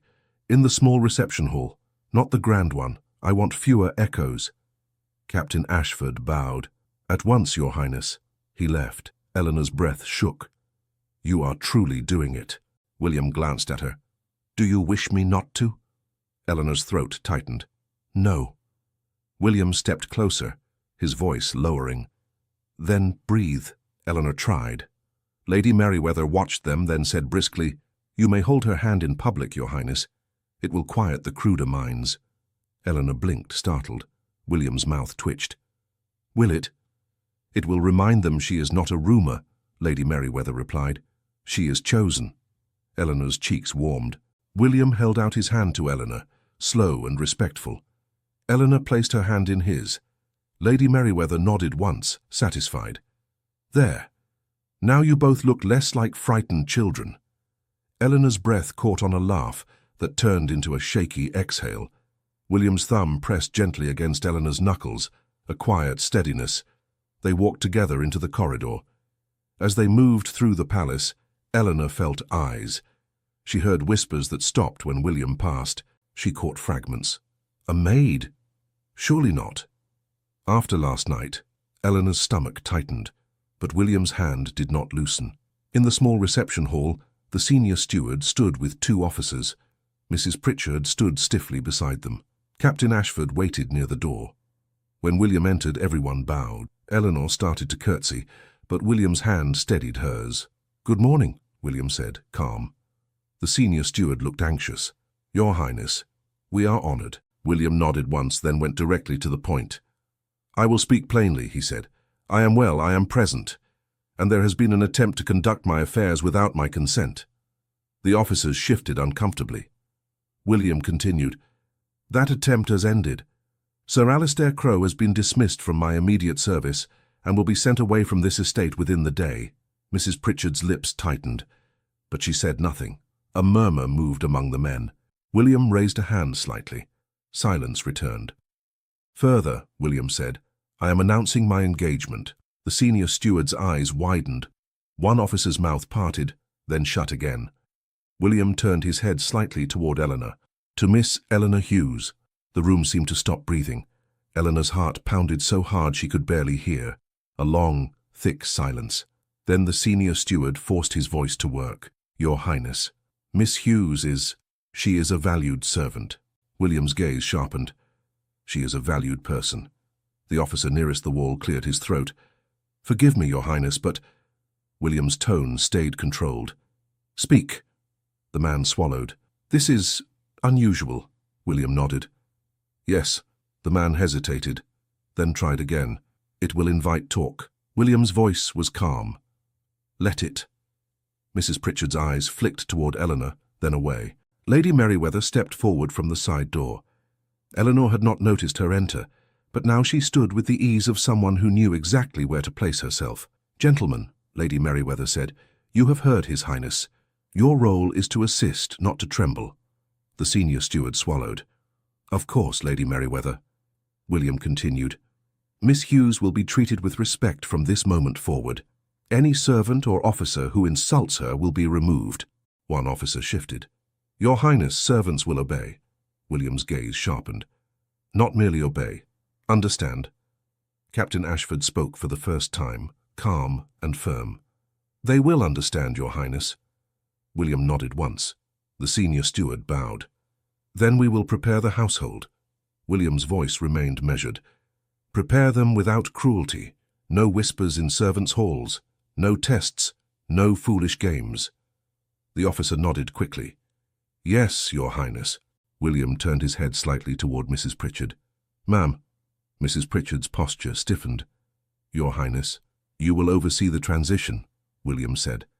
With Lady Merryweather's assistance. Mrs. Pritchard's lips tightened. Yes, Your Highness. William looked back at the room. That is all. The men bowed and began to retreat as if leaving a room where the air had changed. As they left, Eleanor finally breathed. Her hand still in William's, she whispered, They looked at me as if I were a mistake. William's voice was low. They looked at you as if you were proof the world can shift. Eleanor's throat tightened. I do not want to be proof. I want to be safe. William stopped in the corridor just out of the hall and turned to face her. You will be, he said. Not because they approve, because I will not allow them to hurt you. Eleanor's eyes stung. They hurt people with words. William nodded. Then I will answer with deeds. Lady Merryweather joined them, her voice brisk. You will both eat, Eleanor blinked. My lady, you will eat, Lady Merryweather repeated. Bravery without bread becomes foolishness. William's mouth twitched. She is correct. Eleanor managed a small, shaky smile. Yes, they went to a quiet breakfast room. Not grand. Lady Merryweather sat at the far end like a watchful aunt. William sat beside Eleanor, not across from her. A young footman brought tea, hands trembling. William addressed him kindly. Set it down, thank you. The footman blinked as if kindness from a prince were more frightening than sternness. Yes, Your Highness. When the door closed, Eleanor whispered. He looked as though he expected punishment for breathing. William's gaze darkened. This is what power does when used without care. Lady Merryweather cut in. And this is why you will use it with care now that you have decided to marry for love. Eleanor's cheeks warmed. Love. William looked at Eleanor, and the word became something heavier, softer. Yes, he said quietly. Love. Eleanor's breath caught. I have never been allowed to think of it. William's voice lowered. Think of it now.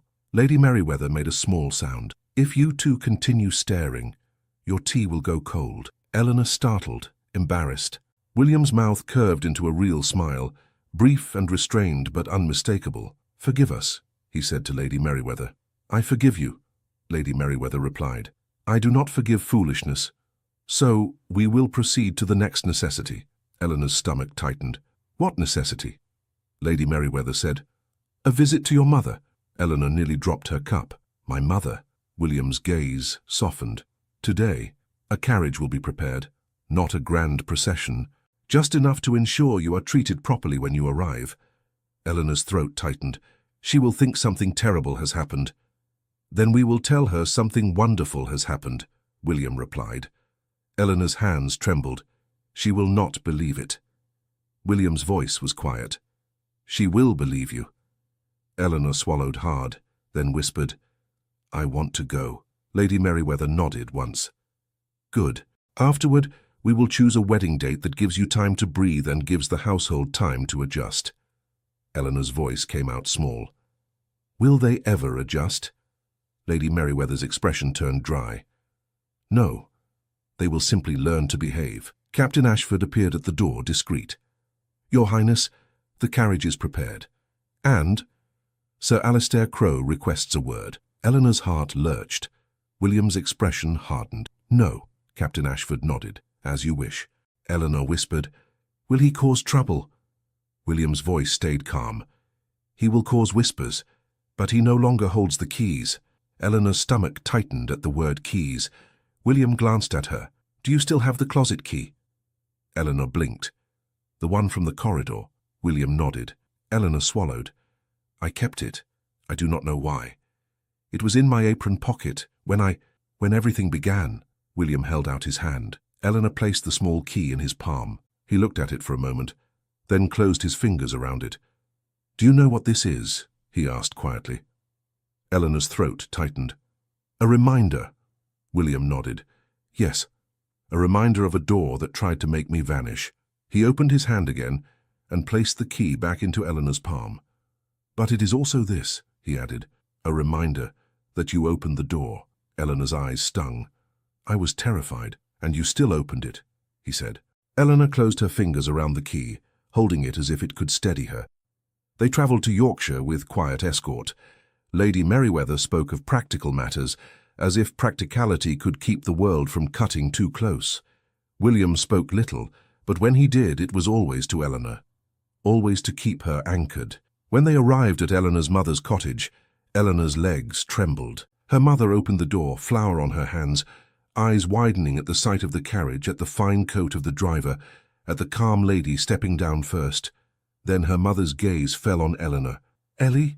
Her mother whispered. What has happened? Eleanor stepped forward quickly. Mama, nothing terrible, I promise. Her mother's eyes flicked to William, who stood back a respectful step, as if he knew this moment belonged to Eleanor first. Her mother's voice shook. Who is that gentleman? Eleanor's breath trembled in her chest. She took her mother's hands. This is Prince William, Eleanor said softly, and he has asked me to marry him. Her mother's mouth parted. No sound came. Lady Merryweather said gently, Mrs. Hughes, you may sit. The news will not bite. Her mother blinked as if she could not understand the words. Marry? Ellie, do not jest. Eleanor's eyes stung. I would never jest with you. William stepped forward then, his posture calm, his voice respectful. Mrs. Hughes, he said, I know this sounds impossible, but it is true. Your daughter showed me courage when no one else would. I have asked her to be my wife, and she has consented. Eleanor's mother stared at him, then at Eleanor, then back again. Why my Ellie? Her mother whispered, and the question held both love and fear. William's gaze softened. Because she is honest, because she is steady, because she is herself even when threatened. Eleanor's mother's eyes filled. They will be cruel to you. Eleanor swallowed. They will try. William's voice was quiet and firm. They will fail. Her mother looked at Eleanor as if seeing her anew, then pulled her into a tight embrace. Oh, Ellie, she whispered, my brave girl. Eleanor clung to her mother, shaking. When she pulled back, she wiped her eyes quickly, embarrassed. Her mother looked at William, still stunned. Will she be safe? William answered without hesitation. Yes, Lady Merryweather added, and she will not be made to forget where she came from. That is my role. Eleanor's mother let out a shaky laugh through tears. Then I suppose I must learn to curtsy. Lady Merryweather smiled, small and real. We will teach you only what you wish to learn. Eleanor's chest ached with the warmth of it. Weeks passed in a rush of necessary things. Papers, announcements, quiet visits. Lessons that were less about becoming someone else and more about keeping Eleanor from being cornered by rules she had never been allowed to touch. There were whispers. Of course there were. A lady at tea said too sweetly, Miss Hughes, how remarkable that you caught His Highness's attention. Eleanor's hands trembled, but she kept her voice calm. I did not catch it, ma'am. He gave it. The lady blinked, uncertain how to respond to a servant who had become something else. A courtier murmured to William, It will be difficult. William replied, Then we will be patient with difficulty. We will not be patient with cruelty.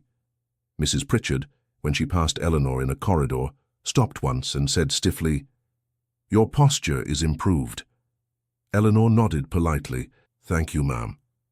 Mrs. Pritchard hesitated, then added quieter, Do not lose your sense. I will keep it, Eleanor said. And on the day of the wedding, the palace did what it always did. It tried to make the moment about appearances. William refused. He chose a smaller ceremony, attended by those who had earned their place there through loyalty rather than title. Lady Merryweather stood as witness.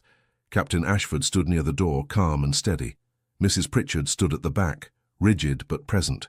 Eleanor walked forward with her head high, not because she had forgotten she once carried linens, but because she had decided she would not carry shame again. William waited for her, eyes steady, hands slightly trembling, as if he were the one in danger now.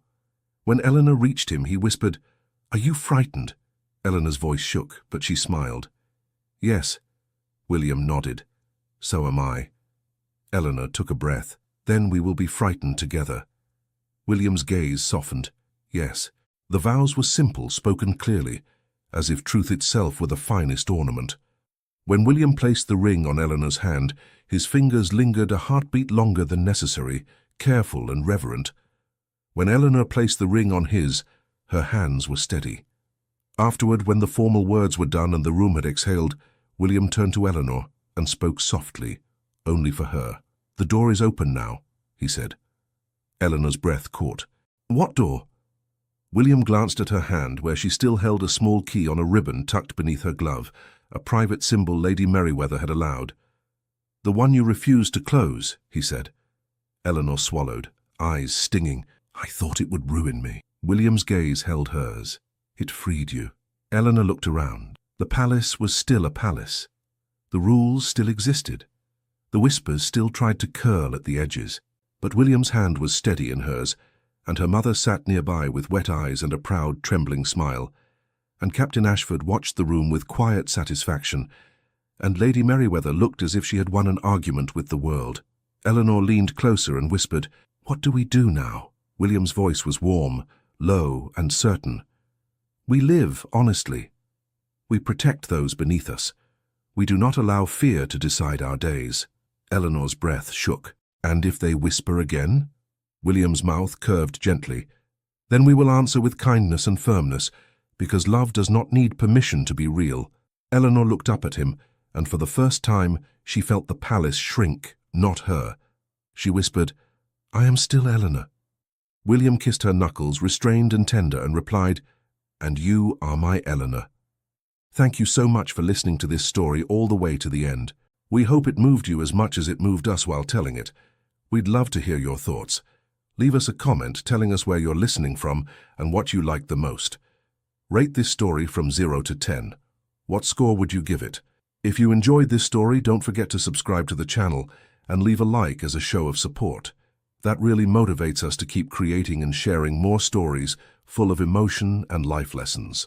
And before we go, we want to remind you that an exciting and heartwarming story recommendation will appear on the final screen. If you'd like to enjoy it, just click on the video. Thank you once again for being here, and we'll see you in the next story.